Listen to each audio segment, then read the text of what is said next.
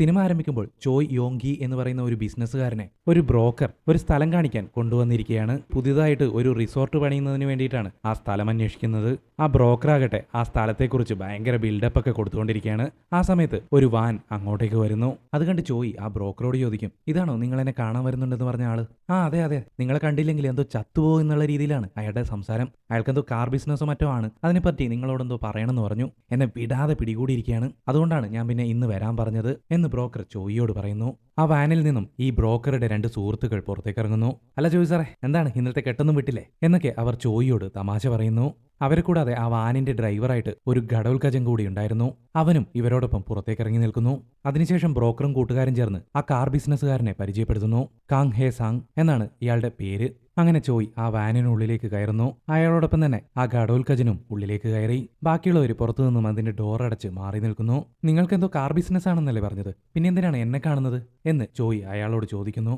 സംസാരിച്ചുകൊണ്ടിരിക്കെ അയാളുടെ സ്വഭാവം മാറി. നിനക്കെന്നെ കണ്ടിട്ട് കാർ ബിസിനസ് ആണെന്ന് തോന്നുന്നുണ്ടടാ, നിന്റെ കയ്യിൽ പൂത്ത കാശുണ്ടല്ലേ, എന്താണ് കാര്യമെന്ന് ചോയ്ക്ക് മനസ്സിലാവും മുമ്പേ ആ ഘടോൽക്കജൻ ചോയിയെ എടുത്തിട്ട് പെരുമാറുന്നു. വേദന കടിച്ചു പിടിച്ച്, നീയൊക്കെ ഏതാടാ, നിനക്കൊക്കെ എന്താ വേണ്ടത് എന്ന് ചോയ് അവരോട് ചോദിക്കുന്നു. ഉടനെ വില്ലൻ ഒരു കത്തിയെടുത്ത് ചോയിയുടെ മുഖം കുത്തിക്കീറുന്നു. എന്നിട്ട് അവനോട് പറയും, നിന്നെ ഞങ്ങൾ കിഡ്നാപ്പ് ചെയ്തിരിക്കുന്നു. ആ സീൻ കട്ട് ചെയ്ത് സിനിമയുടെ ടൈറ്റിൽ കാർഡ് കാണിക്കുന്നു. അടുത്ത സീനിൽ ഒരു സൂപ്പർ മാർക്കറ്റാണ് കാണിക്കുന്നത്. അതിനു മുന്നിൽ ഒരു വട്ടൻ കത്തി ചൂണ്ടി ഡിറ്റക്റ്റീവ്സിനെ ഭീഷണിപ്പെടുത്തുകയാണ്. ഒരു പെൺകുട്ടിയെ ബന്ദിയാക്കി പിടിച്ചുകൊണ്ടാണ് അവൻ പോലീസുകാർക്ക് നേരെ ആക്രോശിക്കുന്നത്. എന്ത് ചെയ്യണമെന്നറിയാതെ ഡിറ്റക്റ്റീവ്സ് പകച്ചു നിൽക്കുകയാണ്. അപ്പോഴേക്കും അവരുടെ ക്യാപ്റ്റനും അങ്ങോട്ടേക്ക് എത്തുന്നു. സോക്തെ ഇതുവരെ എത്തിയില്ലേ എന്ന് ക്യാപ്റ്റൻ അവരോട് ചോദിക്കുന്നു. ഇല്ല സർ, ഫോൺ വിളിച്ചിട്ട് അവൻ എടുക്കുന്നില്ല. ഇനിയിപ്പോ എന്ത് ചെയ്യും പുല്ല് എന്നൊക്കെ പറഞ്ഞ് എന്ത് ചെയ്യുമെന്ന് മനസ്സിലാകാതെ നിൽക്കുകയാണ് നമ്മുടെ ക്യാപ്റ്റനും. അപ്പോഴേക്കും മാസ് BGMോടെ നമ്മുടെ നായകൻ അങ്ങോട്ടേക്ക് വരുന്നു. ഡിറ്റക്റ്റീവ് മാ സോക്ദേ. ഡോൺലിയെ കുറിച്ച് ഞാൻ കൂടുതലൊന്നും ഇൻട്രൊഡ്യൂസ് ചെയ്യണ്ടല്ലോ അല്ലേ, എല്ലാവർക്കും അറിയാവുന്ന ആളാണ്. പിന്നെ ഈ സിനിമയിലെ കഥാപാത്രത്തിന്റെ പേര് പറഞ്ഞാൽ ആർക്കും അങ്ങനെ രസിക്കൂല, അതുകൊണ്ട് ഡോൺലി എന്ന് തന്നെ പറയാം. ഇവിടെ എന്താ സംഭവം എന്ന് എത്തിയ ഉടനെ ഡോൺലി അവരോട് ചോദിക്കുന്നു, നീ എവിടെ പോയതായിരുന്നു, എത്ര നേരമായി വിളിച്ചോണ്ടിരിക്കുന്നത്? അതൊരു പെണ്ണ് കാണലുണ്ടായിരുന്നു. പെണ്ണ് കാണല്ലോ, ഈ ആഴ്ച തന്നെ ഇത് എത്രാമത്തെ തവണയാ എന്ന് ക്യാപ്റ്റൻ അവനെ കളിയാക്കുന്നു. അത് വിട്, ഇവിടെ എന്താ സംഭവം എന്ന് പറ എന്ന് ഡോൺലി ക്യാപ്റ്റനോട് ചോദിക്കുന്നു. ആ കാണുന്നവൻ ഏതോ ഭ്രാന്താശുപത്രിയിൽ നിന്ന് ചാടിയതാ. ആ കട നടത്തുന്ന സ്ത്രീയെയും ഒരു കോളേജ് പെണ്ണിനെയും ബന്ദിയാക്കി വെച്ചിട്ടാണ് അവന്റെ ഈ ഷോ ഓഫ് എന്ന് കൂടെയുള്ള ഡിറ്റക്റ്റീവ്സ് ഡോൺലിയോട് പറയുന്നു. അപ്പൊ അതിലൊരുത്തൻ പറയും, നമുക്ക് കയറി അങ്ങ് മേഞ്ഞാലോ. ഉടനെ ക്യാപ്റ്റൻ പറയും, വേണ്ട വേണ്ട, അത് അപകടമാണ്, അതുകൊണ്ട് നമുക്ക് അങ്ങനെയൊന്നും ചെയ്യാൻ പറ്റില്ല, നമുക്ക് സ്ട്രാറ്റജിക് മൂവ് വേണം എന്നൊക്കെ അയാളിങ്ങനെ ആ സൂപ്പർ മാർക്കറ്റിലേക്ക് നോക്കി പറഞ്ഞുകൊണ്ടിരിക്കുകയാണ്. അതിനിടയിൽ നമ്മുടെ ഡോൺലി കൂടെ ഉണ്ടായിരുന്നവരോട് കൈ കാണിച്ചിട്ട് നൈസായിട്ട് അവിടെ നിന്നും ആ ഷോപ്പിന് പിന്നിലേക്ക് പോകുന്നു. പാവം ക്യാപ്റ്റൻ വെറുതെ നിന്ന് ഡയലോഗ് അടിക്കാന്നും ക്യാപ്റ്റൻ എന്നുള്ള പേരും അല്ലാതെ ആരും പുള്ളിയുടെ വാക്കൊന്നും കേൾക്കുന്നില്ല. വേറെ എന്ത് ചെയ്യാൻ, എടോ നാട്ടുകാരൊക്കെ നോക്കി നിൽക്കുന്നുണ്ടേ, നോക്കിയും കണ്ടൊക്കെ ചെയ്തേക്കണേ എന്ന് അയാൾ ഡോൺലിയോടും സംഘത്തിനോടും പറയുന്നു. ആ വട്ടനാകട്ടെ പുറത്തു നിൽക്കുന്ന ഡിറ്റക്റ്റീവ്സിനോട് കത്തി ചൂണ്ടി എന്തൊക്കെയോ പറഞ്ഞുകൊണ്ടിരിക്കുകയാണ്. ഇതേസമയം നമ്മുടെ ഡോൺലി സൂപ്പർ മാർക്കറ്റിന് പിന്നിലൂടെ അകത്തേക്ക് കടക്കുന്നു. പക്ഷെ ആ തടിയുള്ള ശരീരവും വെച്ചിട്ട് പുള്ളിക്ക് ചെറിയ ഇടനാഴിയിലൂടെ പോകാൻ പറ്റണ്ടേ. ദേഹം തട്ടി അവിടെ ഉണ്ടായിരുന്ന സാധനങ്ങളെല്ലാം താഴേക്ക് വീഴുന്നു. അതോടെ ആ വട്ടൻ ഡോൺലിയെ കാണുന്നു. അവൻ കത്തിയും ചൂണ്ടി ഡോൺലിയുടെ അടുത്തേക്ക് വന്നു. പിന്നെന്ത് സംഭവിക്കുമെന്ന് ഞാൻ പറയണ്ടല്ലോ, നിങ്ങൾക്കറിയാമല്ലോ. നമ്മുടെ ഡോൺലി അവനെ എടുത്തിട്ട് അലക്കുന്നു. അതൊന്ന് കണ്ടു നോക്ക് കേട്ടോ. അണ്ണൻ ഓങ്കി അടിച്ച 1.5 ടൺ വെയിറ്റ് ഇടാ എന്നുള്ള കാര്യം പാവം ആ വട്ടൻ അറിയില്ലായിരുന്നു. അണ്ണൻ ആ വട്ടനെ കീഴടക്കിയത് നാട്ടുകാരെല്ലാം കൈയടിച്ച് ആഘോഷിക്കുന്നു. പക്ഷെ അടുത്ത ദിവസം പത്രത്തിൽ വന്നതോ അണ്ണന്റെ കണ്ണു മറച്ച ഒരു ഫോട്ടോയും പ്രതിയെ ക്രൂരമായി മർദ്ദിച്ചു എന്നുള്ള ഒരു വാർത്തയും. ഈ വാർത്ത കണ്ട് ഡിറ്റക്റ്റീവ്സിനൊക്കെ ആകെ ദേഷ്യം പിടിച്ചു. പിന്നെ കത്തിയും പിടിച്ചു നിൽക്കുന്ന ഭ്രാന്തനോട് എന്ത് പറയാനാ, അല്ലയോ മഹാനുഭാവ ശാന്തനായാലും എന്ന് പറഞ്ഞ അയാൾ വല്ലതും കേൾക്കുമോ? അതിന് പിന്നെ അണ്ണൻ ചെയ്തതല്ലേ ചെയ്യാൻ പറ്റൂ എന്ന് ഡിറ്റക്റ്റീവ്സ് എല്ലാവരും അങ്ങോട്ടും ഇങ്ങോട്ടും സംസാരിക്കുന്നു. ആ സമയത്ത് നമ്മുടെ അണ്ണൻ അങ്ങോട്ടേക്ക് വന്നിട്ട് എന്റെ ഫോട്ടോ കണ്ണു മറച്ചിട്ടല്ലേ ഉള്ളത്, അതുകൊണ്ട് ആർക്കും മനസ്സിലാവുന്നില്ലടോ, അത് വിട്ടേക്ക് എന്ന് പറയുന്നു. നിങ്ങളെ കണ്ടിട്ട് മനസ്സിലാവുന്നില്ലെങ്കിൽ ഫുൾ ബോഡി മറച്ചു പിടിക്കണം. നിങ്ങളെ കണ്ടാൽ ശരിക്കും ഗുണ്ടനെ പോലെ തന്നെ ഉണ്ട് കേട്ടോടോ, റഷ്യൻ ഗുണ്ട പോലും മാറി നിൽക്കും നിങ്ങളുടെ ഈ രൂപഭംഗിക്ക് മുന്നിൽ എന്നും പറഞ്ഞ് ഡിറ്റക്റ്റീവ്സ് ഒക്കെ അണ്ണനെ കളിയാക്കുന്നു. എന്നെ ഇങ്ങനെ പറഞ്ഞോ, അങ്ങനെയാണെങ്കിൽ നിങ്ങളുടെ ക്യാപ്റ്റൻ ഉണ്ടല്ലോ, പുള്ളിക്കാരൻ തീവ്രവാദി, ആ നീണ്ട മുഖവും കണ്ടാൽ തന്നെ പേടിയാവൂലേ എന്ന് ഡോൺലി തിരിച്ചു പറയുന്നു. അങ്ങനെ കണ്ട പാടത്ത് വെച്ച കോലം പോലെയല്ലേ എന്ന് ഒരു ഡിറ്റക്റ്റീവ് കളിയാക്കുന്നു. ഞാൻ ആദ്യം കണ്ടപ്പോൾ ഒരു പിടിച്ചുപറിക്കാരനെ പോലെയാ തോന്നിയത് എന്ന് വേറൊരു ഡിറ്റക്റ്റീവ് പറയുമ്പോഴേക്കും പാവം നമ്മുടെ ക്യാപ്റ്റൻ വന്നതേ പിന്നിൽ നിൽക്കുന്നു. തമാശയാണാ? വാർത്ത കണ്ടിട്ട് എല്ലാവരും കോൾമയർ കൊണ്ടിരിക്കുകയായിരിക്കും അല്ലേ? എല്ലാത്തിനും എന്നെ പറഞ്ഞാൽ മതി, ഞാനാ ഇതിനൊക്കെ വളം വെച്ച് കൊടുക്കുന്നത് എന്നൊരൽപ്പം ദേഷ്യത്തോടെ പറഞ്ഞിട്ട് ക്യാപ്റ്റൻ പോയി കസേരയിലിരിക്കുന്നു. എന്തുപറ്റി, നിങ്ങളെല്ലാവരും കൂടി എടുത്തിട്ട് കുടഞ്ഞോ? ഞാൻ പോയിട്ട് ചീഫിനോട് സംസാരിക്കാം, ഞാനല്ലേ ഇതിനൊക്കെ കാരണക്കാരൻ എന്ന് ഡോൺലി അയാളോട് ചോദിക്കുന്നു. അതെന്തോ ആവട്ടെ, അത് വിട്. പക്ഷെ നീ ഒന്ന് വിയറ്റ്നാം വരെ പോണ്ടി വരും എന്ന് ക്യാപ്റ്റൻ പറയുന്നു. വിയറ്റ്നാമിലേക്കോ? എന്തിന്? ഗാരിബോങ് ജില്ലയിലെ ജ്വല്ലറിയിൽ കവർച്ച നടത്തിയ ജോങ് ഹൂൺ എന്നൊരുത്തൻ അവിടെ വിയറ്റ്നാമിൽ പോയി കീഴടങ്ങിയിട്ടുണ്ട്. അവനെ പോയിട്ട് തൂക്കിയിട്ട് വരണം. ഒരു 3 ദിവസത്തെ ബിസിനസ് ട്രിപ്പായിട്ട് കണക്ക് കൂട്ടിയാൽ മതി എന്ന് ക്യാപ്റ്റൻ പറയുന്നു. ഇവിടെ കവർച്ച നടത്തിയതിന് അവിടെ എന്തിനാ പോയിട്ട് കീഴടങ്ങിയത് എന്ന് ഡോൺലി തിരിച്ചു ചോദിക്കുന്നു. അതാർക്കറിയാം, നീ ഏതായാലും പോയിട്ട് അവനെ തൂക്കിയിട്ട് വാ എന്ന് ക്യാപ്റ്റൻ മറുപടി പറയുന്നു. കൂടെ ആരാണ് വരുന്നതെന്ന് ഡോൺലി ചോദിച്ചപ്പോഴേക്കും വിയറ്റ്നാമിലേക്ക് ട്രിപ്പ് പോകാൻ എല്ലാവരും റെഡി. ഓരോരുത്തരായിട്ട് കൈപോക്കിയിട്ട് ഓരോ കാരണങ്ങൾ പറയാൻ തുടങ്ങി. ഉടനെ തന്നെ ക്യാപ്റ്റൻ പറയും, എടാ മൊണ്ണകളെ, അവിടെ ഉല്ലാസയാത്ര പോവുകയല്ല, രാജ്യം വിട്ട് ഒരു പ്രതിയെ പിടിച്ചോണ്ട് വരാൻ പോവുക. അവന്മാരുടെ ഓരോ തുള്ളിച്ചാട്ടം. ആരും പോണ്ട, ഞാൻ പോക്കോളാം. താനോ? അതിന് ഇംഗ്ലീഷ് അറിയുന്ന വല്ലവരും വേണം, അല്ലാതെ താനങ്ങോട്ടേക്ക് വന്നിട്ട് എന്ത് ചെയ്യാനാ? എനിക്കറിയാലോ ഇംഗ്ലീഷ്, ഞാൻ അടിപൊളിയായിട്ട് ഇംഗ്ലീഷ് സംസാരിക്കൂലേ. I would like to order a salad എന്ന് ഏതോ ഹോട്ടലിൽ പോയതുപോലെ ക്യാപ്റ്റൻ അവരുടെ മുന്നിൽ ഇംഗ്ലീഷ് പറയുന്നു. കാര്യമായിട്ട് ഇംഗ്ലീഷ് അറിയാത്തതുകൊണ്ട് ഇയാളെന്തോ വലിയ കാര്യമാണ് പറയുന്നത് എന്ന് ബാക്കിയുള്ളവരും ചിന്തിച്ചു. ഇയാളൊരു പുലി തന്നെ, നമ്മുടെ ക്യാപ്റ്റൻ കില്ലാടി തന്നെ എന്നൊക്കെ ഓരോരുത്തരും പറയുന്നു. അങ്ങനെ ക്യാപ്റ്റനും ഡോൺലിയും കൂടി വിയറ്റ്നാമിലേക്ക് പുറപ്പെടുന്നു. അവിടെ എയർപോർട്ടിലെത്തിയപ്പോഴേക്കും രണ്ടുപേരെയും വിയറ്റ്നാം പോലീസ് തൂക്കി. ഇയാളുടെ ഒരു സലാഡും ഉള്ളിസുരയും എനിക്ക് അപ്പോഴേ തോന്നിയിരുന്നു താൻ ഉടായിപ്പാണെന്ന് എന്ന് ഡോൺലി അടക്കം പറയുന്നു. എടോ, ഇവർക്ക് ബ്രിട്ടീഷ് ഇംഗ്ലീഷ് അറിയാത്തോണ്ടാടോ, പിന്നെ വിയറ്റ്നാമിലൊക്കെ വരിക എന്ന് പറയുന്നത് എൻ്റെ ഒരു സ്വപ്നമായിരുന്നു എന്നായിരുന്നു ക്യാപ്റ്റന്റെ മറുപടി. അതെ കൂയ്, ഹലോ, അതെ ചേട്ടന്മാരെ, നമ്മളും പോലീസാണ്, കൊറിയൻ പോലീസ്, ഞങ്ങളെയൊന്ന് വിടുവോ, ഞങ്ങൾക്ക് പോയിട്ട് കുറച്ച് പണിയുണ്ട് എന്നിങ്ങനെ മുറി ഇംഗ്ലീഷിൽ ഡോൺലി വിയറ്റ്നാം പോലീസിനെ പറഞ്ഞ് മനസ്സിലാക്കാൻ ശ്രമിക്കുന്നു. ചെലക്കാണ്ട് അവിടെ നിൽക്കടോ എന്ന് വിയറ്റ്നാം പോലീസ് അവരോട് ചൂടാവുന്നു. ഈ വേട്ടവെളിന് ഇംഗ്ലീഷൊന്നും അറിഞ്ഞുകൂടാൻ തോന്നുന്നു എന്ന് ഡോൺലി ക്യാപ്റ്റനോട് പറയുന്നു. എനിക്ക് കൊറിയൻ അറിയാടോ, മിണ്ടാതെ അവിടെ പോയിരിക്കുക എന്ന് വിയറ്റ്നാം പോലീസ് അവരെ ഞെട്ടിക്കുന്നു. വാ മിണ്ടാതെ അവിടെ പോയിരിക്കാം എന്നും പറഞ്ഞ് അവർ അവിടെ നിന്നും മാറിയിരിക്കുന്നു. അങ്ങനെ ഒടുവിൽ കൊറിയൻ എംബസിയിൽ നിന്ന് ചാങ്സു വന്നിട്ട് അവർ രണ്ടുപേരെയും അവിടെ നിന്നും ഇറക്കിക്കൊണ്ടുപോകുന്നു.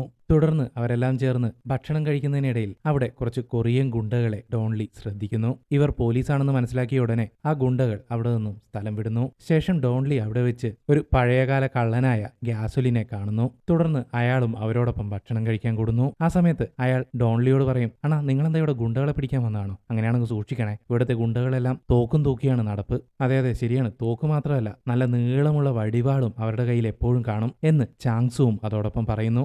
അതിന് ഞങ്ങൾ ഗുണ്ടകളെ പിടിക്കാനൊന്നും വന്നതല്ല, ഞങ്ങളൊന്ന് ചില്ലാകാൻ വന്നതാണ് എന്ന് ഡോൺലിയും ക്യാപ്റ്റനും അവരോട് പറയുന്നു. ആ സീൻ അവിടെ കട്ട് ചെയ്യുന്നു. അടുത്ത ദിവസം അവർ കൊറിയൻ കോൺസുലേറ്റിലേക്ക് പോകുന്നു. അതായത് നമ്മുടെ കൊറിയൻ എംബസി എന്നൊക്കെ പറയാം. അവിടെയുള്ള നോട്ടീസ് ബോർഡിൽ നിരവധി കൊറിയൻ ടൂറിസ്റ്റുകളെ കാണാതായിരിക്കുന്നു എന്നുള്ള നോട്ടീസുകൾ ഡോൺലി ശ്രദ്ധിക്കുന്നു. അതിനെക്കുറിച്ച് അവൻ ചാങ്സുവിനോട് ചോദിച്ചറിയുന്നു. നിരവധി ടൂറിസ്റ്റുകൾ ഇവിടെ വരാറുണ്ടെന്നും അതിൽ പലരെയും പലപ്പോഴായി കാണാതായിട്ടുണ്ടെന്നും പണമാണ് മിക്കപ്പോഴും അതിന്റെ കാരണമായിട്ട് ഞങ്ങൾ കണ്ടെത്താറുള്ളത് എന്നും ചാങ്സു അവരോട് പറയുന്നു.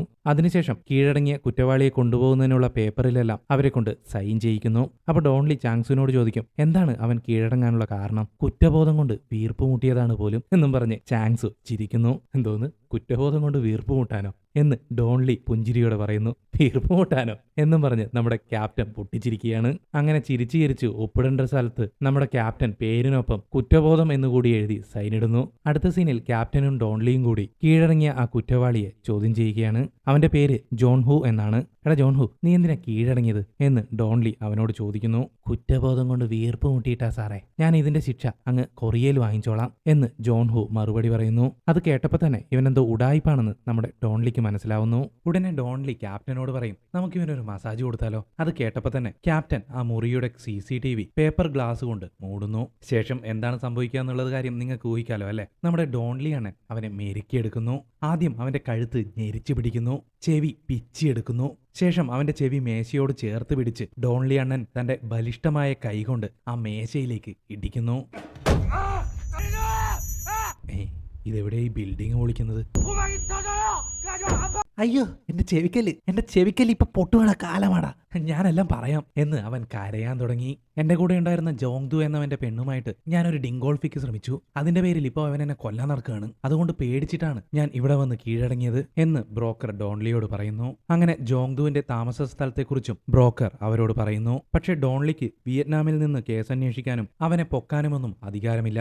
അതുകൊണ്ട് തന്റെ ഫ്രണ്ടിന്റെ അഡ്രസ് ആണെന്നും പറഞ്ഞ് ചാങ്സുവിനോട് ആ അഡ്രസ് ചോദിച്ചു മനസ്സിലാക്കുന്നു. ഇതിവിടെ അടുത്ത് തന്നെയാണ്, പക്ഷെ ഒരു അലമ്പ് സ്ഥലമാണ് കേട്ടോ എന്ന് ചാങ്സു പറയുന്നു. അതൊരു പ്രശ്നമേ അല്ല എന്നും പറഞ്ഞ് ഡോൺലി അങ്ങോട്ടേക്ക് പോകുന്നു. അവൻ അതിൽ വല്ലുമ്പാടോ എന്ന് ചങ്സുവിനോട് പറഞ്ഞ് ക്യാപ്റ്റനും ഡോൺലിയുടെ പിന്നാലെ പോകുന്നു. ഡോൺലിയും ക്യാപ്റ്റനും ആ അഡ്രസ്സിലെത്തിയപ്പോഴേക്കും ജോങ്ദുവിനെ ആരോ ക്രൂരമായി കൊല ചെയ്തിരിക്കുന്നതാണ് കാണുന്നത്. ഉടനെ തന്നെ അക്കാര്യം അവർ പോലീസിൽ വിളിച്ചറിയിക്കുന്നു. എന്നിട്ട് വീണ്ടും ബ്രോക്കറെ കാണാൻ പോകുന്നു. ഡാ, നീ ഞങ്ങളോട് പറഞ്ഞ നുണയിലടാ, ആ ജോങ്ദുവിനെ ആരോ തട്ടിക്കളഞ്ഞു, സത്യം പറ എന്താ കാര്യം എന്ന് ചോദിച്ച് ഡോൺലി അവനെ തല്ലാൻ നോക്കിയപ്പോൾ ചാങ്സു ഡോണിനെ തടയുന്നു. ജോങ്ദു കൊല്ലപ്പെട്ടു എന്ന് കേട്ടപ്പോൾ ബ്രോക്കർക്ക് പേടിയാവാൻ തുടങ്ങി. അത് കണ്ട ഉടനെ ഡോൺലി അവനോട് പറയും, ഇനി നീ ഒന്നും പറയണ്ട, നിന്നെ വെറുതെ വിട്ടിരിക്കുന്നു, നീ ഇവിടെ നിന്ന് പോയിക്കോ. ഇല്ല ഇല്ല, ഞാൻ പോവില്ല, ഞാൻ കീഴടങ്ങിയതാണ്, ഞാൻ ഇവിടെ നിന്ന് പോവില്ലടാ കാലമാടാ, ഞാൻ ഇവിടെ തന്നെ കിടന്നോളാം എന്ന് ബ്രോക്കർ അലറുന്നു. അണ്ണൻ വിടുവോ? അണ്ണൻ അവനെ തൂക്കിയെടുത്ത് പുറത്തേക്ക് നടക്കുന്നു. അയ്യാ രക്ഷിക്കണേ, ആരെങ്കിലും രക്ഷിക്കണേ, സോറി സോറി സോറി, ഞാനെല്ലാം പറയാം എന്ന് അവൻ കരഞ്ഞു പറഞ്ഞപ്പോൾ ഡോൺലി അവനെ താഴെയിടുന്നു. അങ്ങനെ ബ്രോക്കർ സത്യം പറയാൻ തുടങ്ങി. കാങ്സാങ് എന്നൊരുത്തന്റെ കൂടെ കൂടി ചോയ് യോങ്ങി എന്ന റിസോർട്ട് മുതലാളിയെ ഞങ്ങൾ പൊക്കിയിരുന്നു. ക്യാഷിന്റെ കാര്യവും പറഞ്ഞ് ഞാനും ജോങ്ദുവും കാങ്സാങ്ങുമായിട്ട് ഉടക്കി. നിങ്ങൾ കാര്യമായ പണിയൊന്നും ചെയ്തിട്ടില്ല, അതുകൊണ്ട് കാശൊന്നും തരാൻ പറ്റില്ല എന്ന് കാങ് അവരോട് പറയുന്നു. കാശ് തരാൻ പറ്റില്ലെന്നോ? എന്താ മലരെ, നീ ഞങ്ങൾക്കിട്ട് ഉണ്ടാക്കാമെന്ന് വിചാരിച്ചോ? നിന്നെ വെട്ടിക്കീറി പട്ടിക്കിട്ട് കൊടുക്കും എന്ന് ജോങ്ദുവും ടീമും കാങ്ങിനോട് ആക്രോശിക്കുന്നു. അതിനിടയിൽ യോങ്കി അവരുടെ വണ്ടിയിൽ നിന്നും ചാടിയിറങ്ങി ഓടുന്നു. ബ്രോക്കറും കൂട്ടുകാരും അവന്റെ പിന്നാലെ തന്നെ ഓടുന്നു. കാങ്സാങ് ആകട്ടെ വാനിൽ നിന്നും പുറത്തേക്കിറങ്ങി ഇറച്ചി വെട്ടുന്ന ഒരു കത്തിയും എടുത്ത് തയ്യാറായി നിൽക്കുന്നു. ഓടി അവസാനം ബ്രോക്കറും ടീമും യോങ്കിയെ പിടിക്കുന്നു.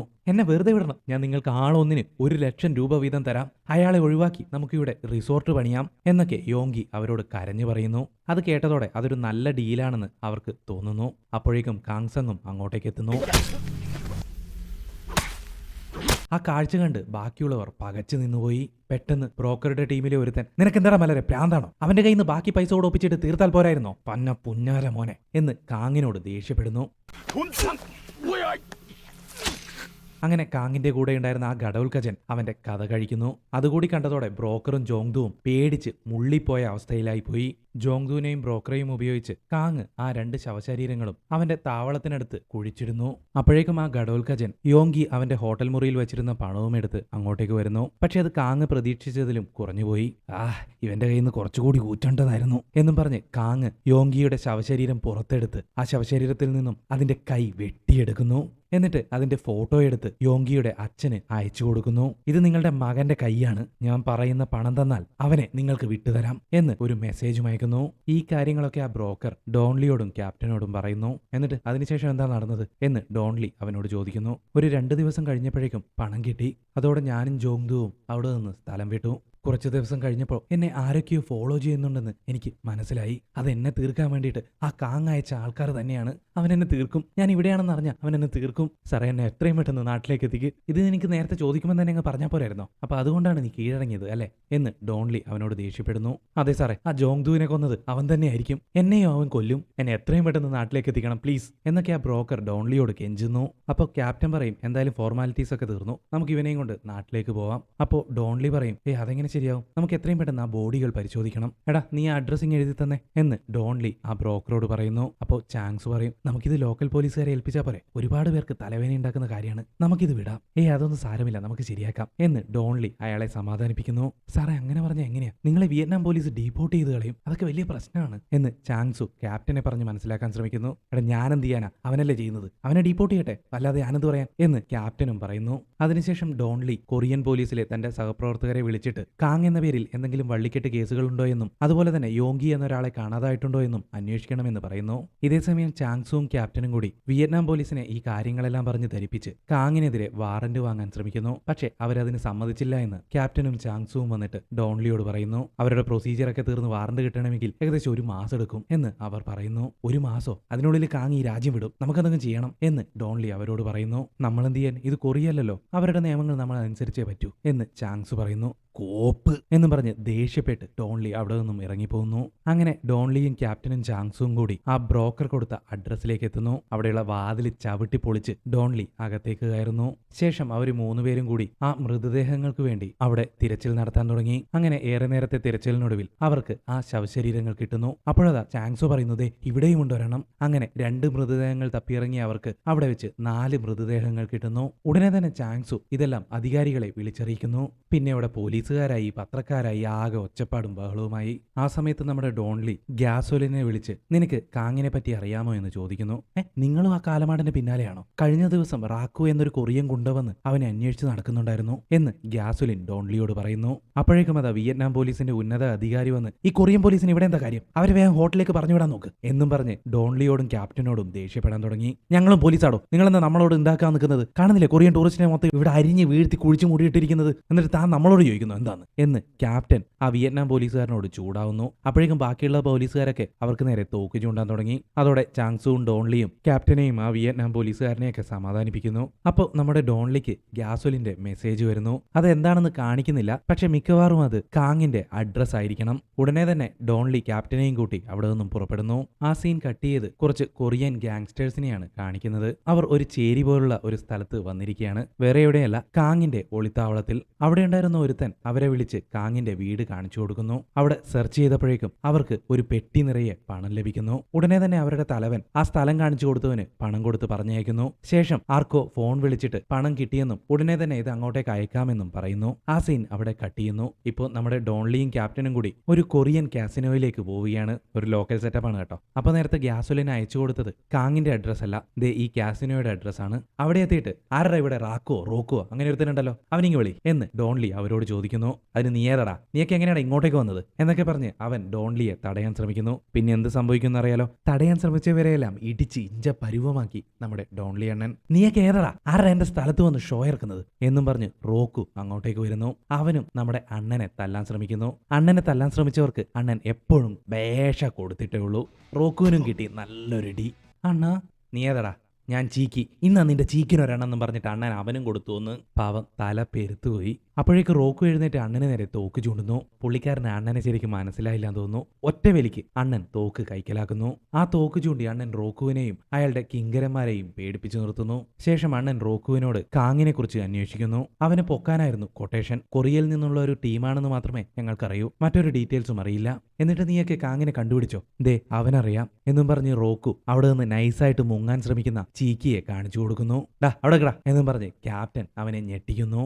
ആ സീൻ അവിടെ കട്ട് ചെയ്യുന്നു. തുടർന്ന് നമ്മുടെ ഡോൺലി കൊറിയയിലുള്ള ഡിറ്റക്റ്റീവിനെ വിളിക്കുന്നു. നേരത്തെ കാങ്ങിനെ പറ്റി അന്വേഷിക്കാൻ പറഞ്ഞവൻ അവനെ വിളിക്കുന്നു. അവനോട് എന്തെങ്കിലും വിവരം കിട്ടിയോ എന്ന് ചോദിക്കുന്നു. ഞാൻ കാങ്ങിനെ പറ്റി എന്റെ ഇന്റലിജൻസിലുള്ള ഒരു ഫ്രണ്ടിനോട് ചോദിച്ചിട്ടുണ്ട്, പക്ഷെ വേറെ രസമുള്ള ഒരു കാര്യം എന്താണെന്ന് വെച്ചാൽ ആ യോങ്കിയെ കാണാതായത് ഇതുവരെ റിപ്പോർട്ട് ചെയ്യപ്പെട്ടിട്ടില്ല എന്ന് ഡിറ്റക്റ്റീവ് മറുപടി പറയുന്നു. റിപ്പോർട്ട് ചെയ്തിട്ടില്ലേ? ആ യോങ്കിയുടെ എന്തെങ്കിലും വിവരം നിങ്ങൾക്ക് കിട്ടിയോ? അയാളുടെ അച്ഛനെ കുറിച്ചോ കുടുംബത്തെക്കുറിച്ചോ എന്തെങ്കിലും എന്ന് ഡോൺലി തിരിച്ചു ചോദിക്കുന്നു. അവന്റെ അച്ഛന്റെ പേര് ചോയ് ചുൻബേക്ക് എന്നാണ്. ജോയിൻ ക്യാപിറ്റലിന്റെ ഉടമയാണ്. ഒരു വട്ടിപ്പലിശക്കാരനാണ്. കോർപ്പറേറ്റിനൊക്കെ വായ്പ കൊടുക്കലാണ് അയാളുടെ മെയിൻ ബിസിനസ്. ദിവസവും ലക്ഷങ്ങളുടെ ഇടപാടാണ് നടക്കുന്നത് എന്ന് ഡിറ്റക്റ്റീവ് പറയുന്നു.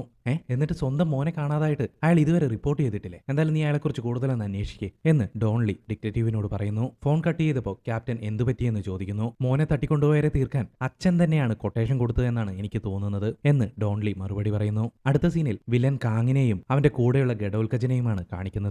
അവർ അവരുടെ സങ്കേതത്തിലേക്ക് എത്തിയിരിക്കുകയാണ്. അവർ വരുന്നതും നോക്കി ഒരു ഗാങ്സ്റ്റർ സിഗരറ്റും വലിച്ചുകൊണ്ട് ഇവരുടെ സങ്കേതത്തിനടുത്ത് നിൽപ്പുണ്ടായിരുന്നു. ഇവർ വരുന്നത് കണ്ട ഉടനെ തന്നെ അവൻ ഉള്ളിലേക്ക് ചെന്ന് എല്ലാവരോടും റെഡിയാവാൻ പറയുന്നു. ഇതൊന്നും അറിയാതെ കാങ്ങും ഗഡോൽക്കജനും റൂമിലേക്ക് പോയിക്കൊണ്ടിരിക്കുകയാണ്. പക്ഷെ റൂമിന് തൊട്ടടുത്തെത്തിയപ്പോഴേക്കും താഴെ വീണ് എരിഞ്ഞുകൊണ്ടിരിക്കുന്ന ആ സിഗരറ്റ് കാങ് കാണുന്നു. അതോടുകൂടി തന്നെ പൂശാൻ ആരൊക്കെയോ വീടിനുള്ളിലുണ്ടെന്ന് അവന് മനസ്സിലായി. വീടിനുള്ളിൽ കാങ്ങിനെയും കാത്ത് നിരവധി പേർ വടിവാളും കത്തിയുമൊക്കെയായിട്ട് തയ്യാറായി നിൽക്കുകയാണ്. കാങ് ഒന്നും അറിയാത്തതുപോലെ നേരെ കയറി ചെന്ന് ബാത്റൂമിലേക്ക് പോകുന്നു. കൂടെയുണ്ടായിരുന്ന ഗഡോൽക്കജൻ വീടിനകത്തേക്ക് കയറാതെ പുറത്തു തന്നെ വെയിറ്റ് ചെയ്യുന്നു. ഗുണ്ടകളിലൊരുത്തൻ പതിയെ ആ ബാത്റൂമിനടുത്തേക്ക് ചെന്ന് അതിന്റെ വാതിൽ തുറക്കുന്നു. പിന്നീട് അവന്റെ നിലവിളികൾ മാത്രമാണ് പുറത്തേക്ക് കേട്ടത്. അവനെ വെട്ടിക്കീറി അവന്റെ കത്തിയുമെടുത്ത് കാങ് വാതിൽ തുറന്ന് പുറത്തേക്ക് വരുന്നു. അതിനു മുന്നിലായി നിരവധി പേർ കാങ്ങിനെ കൊല്ലുന്നതിന് വേണ്ടി കൊലവെറിയോടുകൂടി നിൽക്കുന്നുണ്ടായിരുന്നു. അപ്പോഴാ പിന്നിലെ വാതിൽ തുറന്ന് ആ ഗഡോൽക്കജനും വീടിനുള്ളിലേക്ക് കയറുന്നു. മുന്നിൽ കാങ്ങും പിന്നിൽ ഗഡോൽക്കജനും. അവർ പെട്ടുപോയ അവസ്ഥയിലായിപ്പോയി.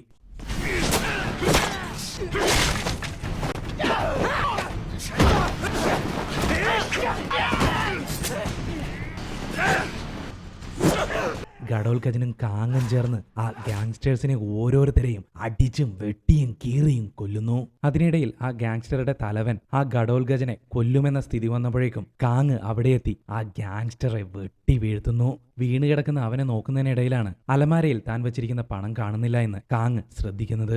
ദേഷ്യം വന്ന കാങ് സോഫയിൽ പാതി ജീവനോടെ കിടക്കുന്നുണ്ടായിരുന്ന ഒരു ഗാങ്സ്റ്ററിനെ വെട്ടി വെട്ടി വെട്ടി ദേഷ്യം തീർക്കുന്നു. അത് കണ്ട് ഗാങ്സ്റ്റർ തലവൻ ഞെട്ടി വിറച്ചുപോയി. ശേഷം കാങ് ഗാങ്സ്റ്റർ തലവനോട് ചോദിക്കും, നീ എന്റെ കാശെടുത്തല്ലേ? എന്നിട്ട് അവന്റെ കയ്യിലുണ്ടായിരുന്ന കത്തി ആ ഗാങ്സ്റ്ററുടെ വയറിലേക്ക് വെച്ചിട്ട് നിന്നെയൊക്കെ ആരാടാ വിട്ടത് എന്നും ചോദിച്ചുകൊണ്ട് അവന്റെ വയറിലേക്ക് ആഞ്ഞു വീശുന്നു. വേദന കൊണ്ട് അവൻ പുളഞ്ഞുപോയി. ചോയ് ചുൻബേക്ക് എന്ന് അവൻ അറിയാതെ പറഞ്ഞുപോയി. ചോയ് ചുൻബേക്ക്, ആ യോങ്കിയുടെ തന്ത അല്ലേ എന്നും പറഞ്ഞുകൊണ്ട് കാങ് അവന്റെ വയറ്റിൽ കുത്തിയിറക്കിയ കത്തി വലിച്ചഴിച്ച് അവനെ കൊല്ലുന്നു. അതിനുശേഷം കാങ് ചോയിയെ വിളിക്കുന്നു. താൻ യോങ്ങിന്റെ തന്തയല്ലേ? ഞാനാണ് കാങ് ഹേ സാങ് എന്ന് കാങ് പറയുന്നു. നീ ഇതുവരെ ചത്തില്ലടാ എന്ന് ചോയ് തിരിച്ചു ചോദിക്കുന്നു. അപ്പൊ നീ തന്നെയാണല്ലേ എന്നെ കൊല്ലാൻ ആളെ അയച്ചത്? നീ എന്റെ കാശെടുത്തല്ലേ? മര്യാദക്ക് അതിങ്ങ് തിരിച്ചു തന്നേക്ക് എന്ന് കാങ് പറയുന്നു. എന്റെ പണവും തട്ടിയെടുത്ത് എന്റെ മകനെയും കൊന്ന നിന്നെ ഞാൻ വെറുതെ വിടുമെന്ന് കരുതുകടാ, നിന്നെ ഞാൻ തീർത്തിരിക്കും എന്ന് ചോയ് ഭീഷണിപ്പെടുത്തുന്നു.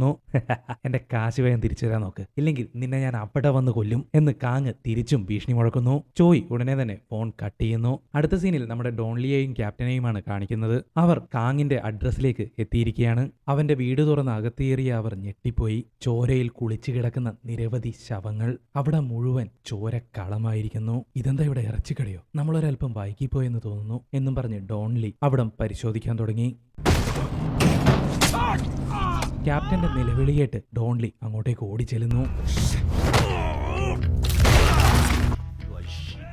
അപ്പോഴേക്കും ആ ഘടോൽഗജനും ഡോൺലിയെ ആക്രമിക്കാൻ തുടങ്ങി. ഈ രണ്ടുപേര് വിചാരിച്ചാലൊന്നും നമ്മുടെ അണ്ണനെ തളക്കാൻ പറ്റില്ല. രണ്ടുപേർക്കും അണ്ണൻ കണക്കിന് കൊടുക്കുന്നു.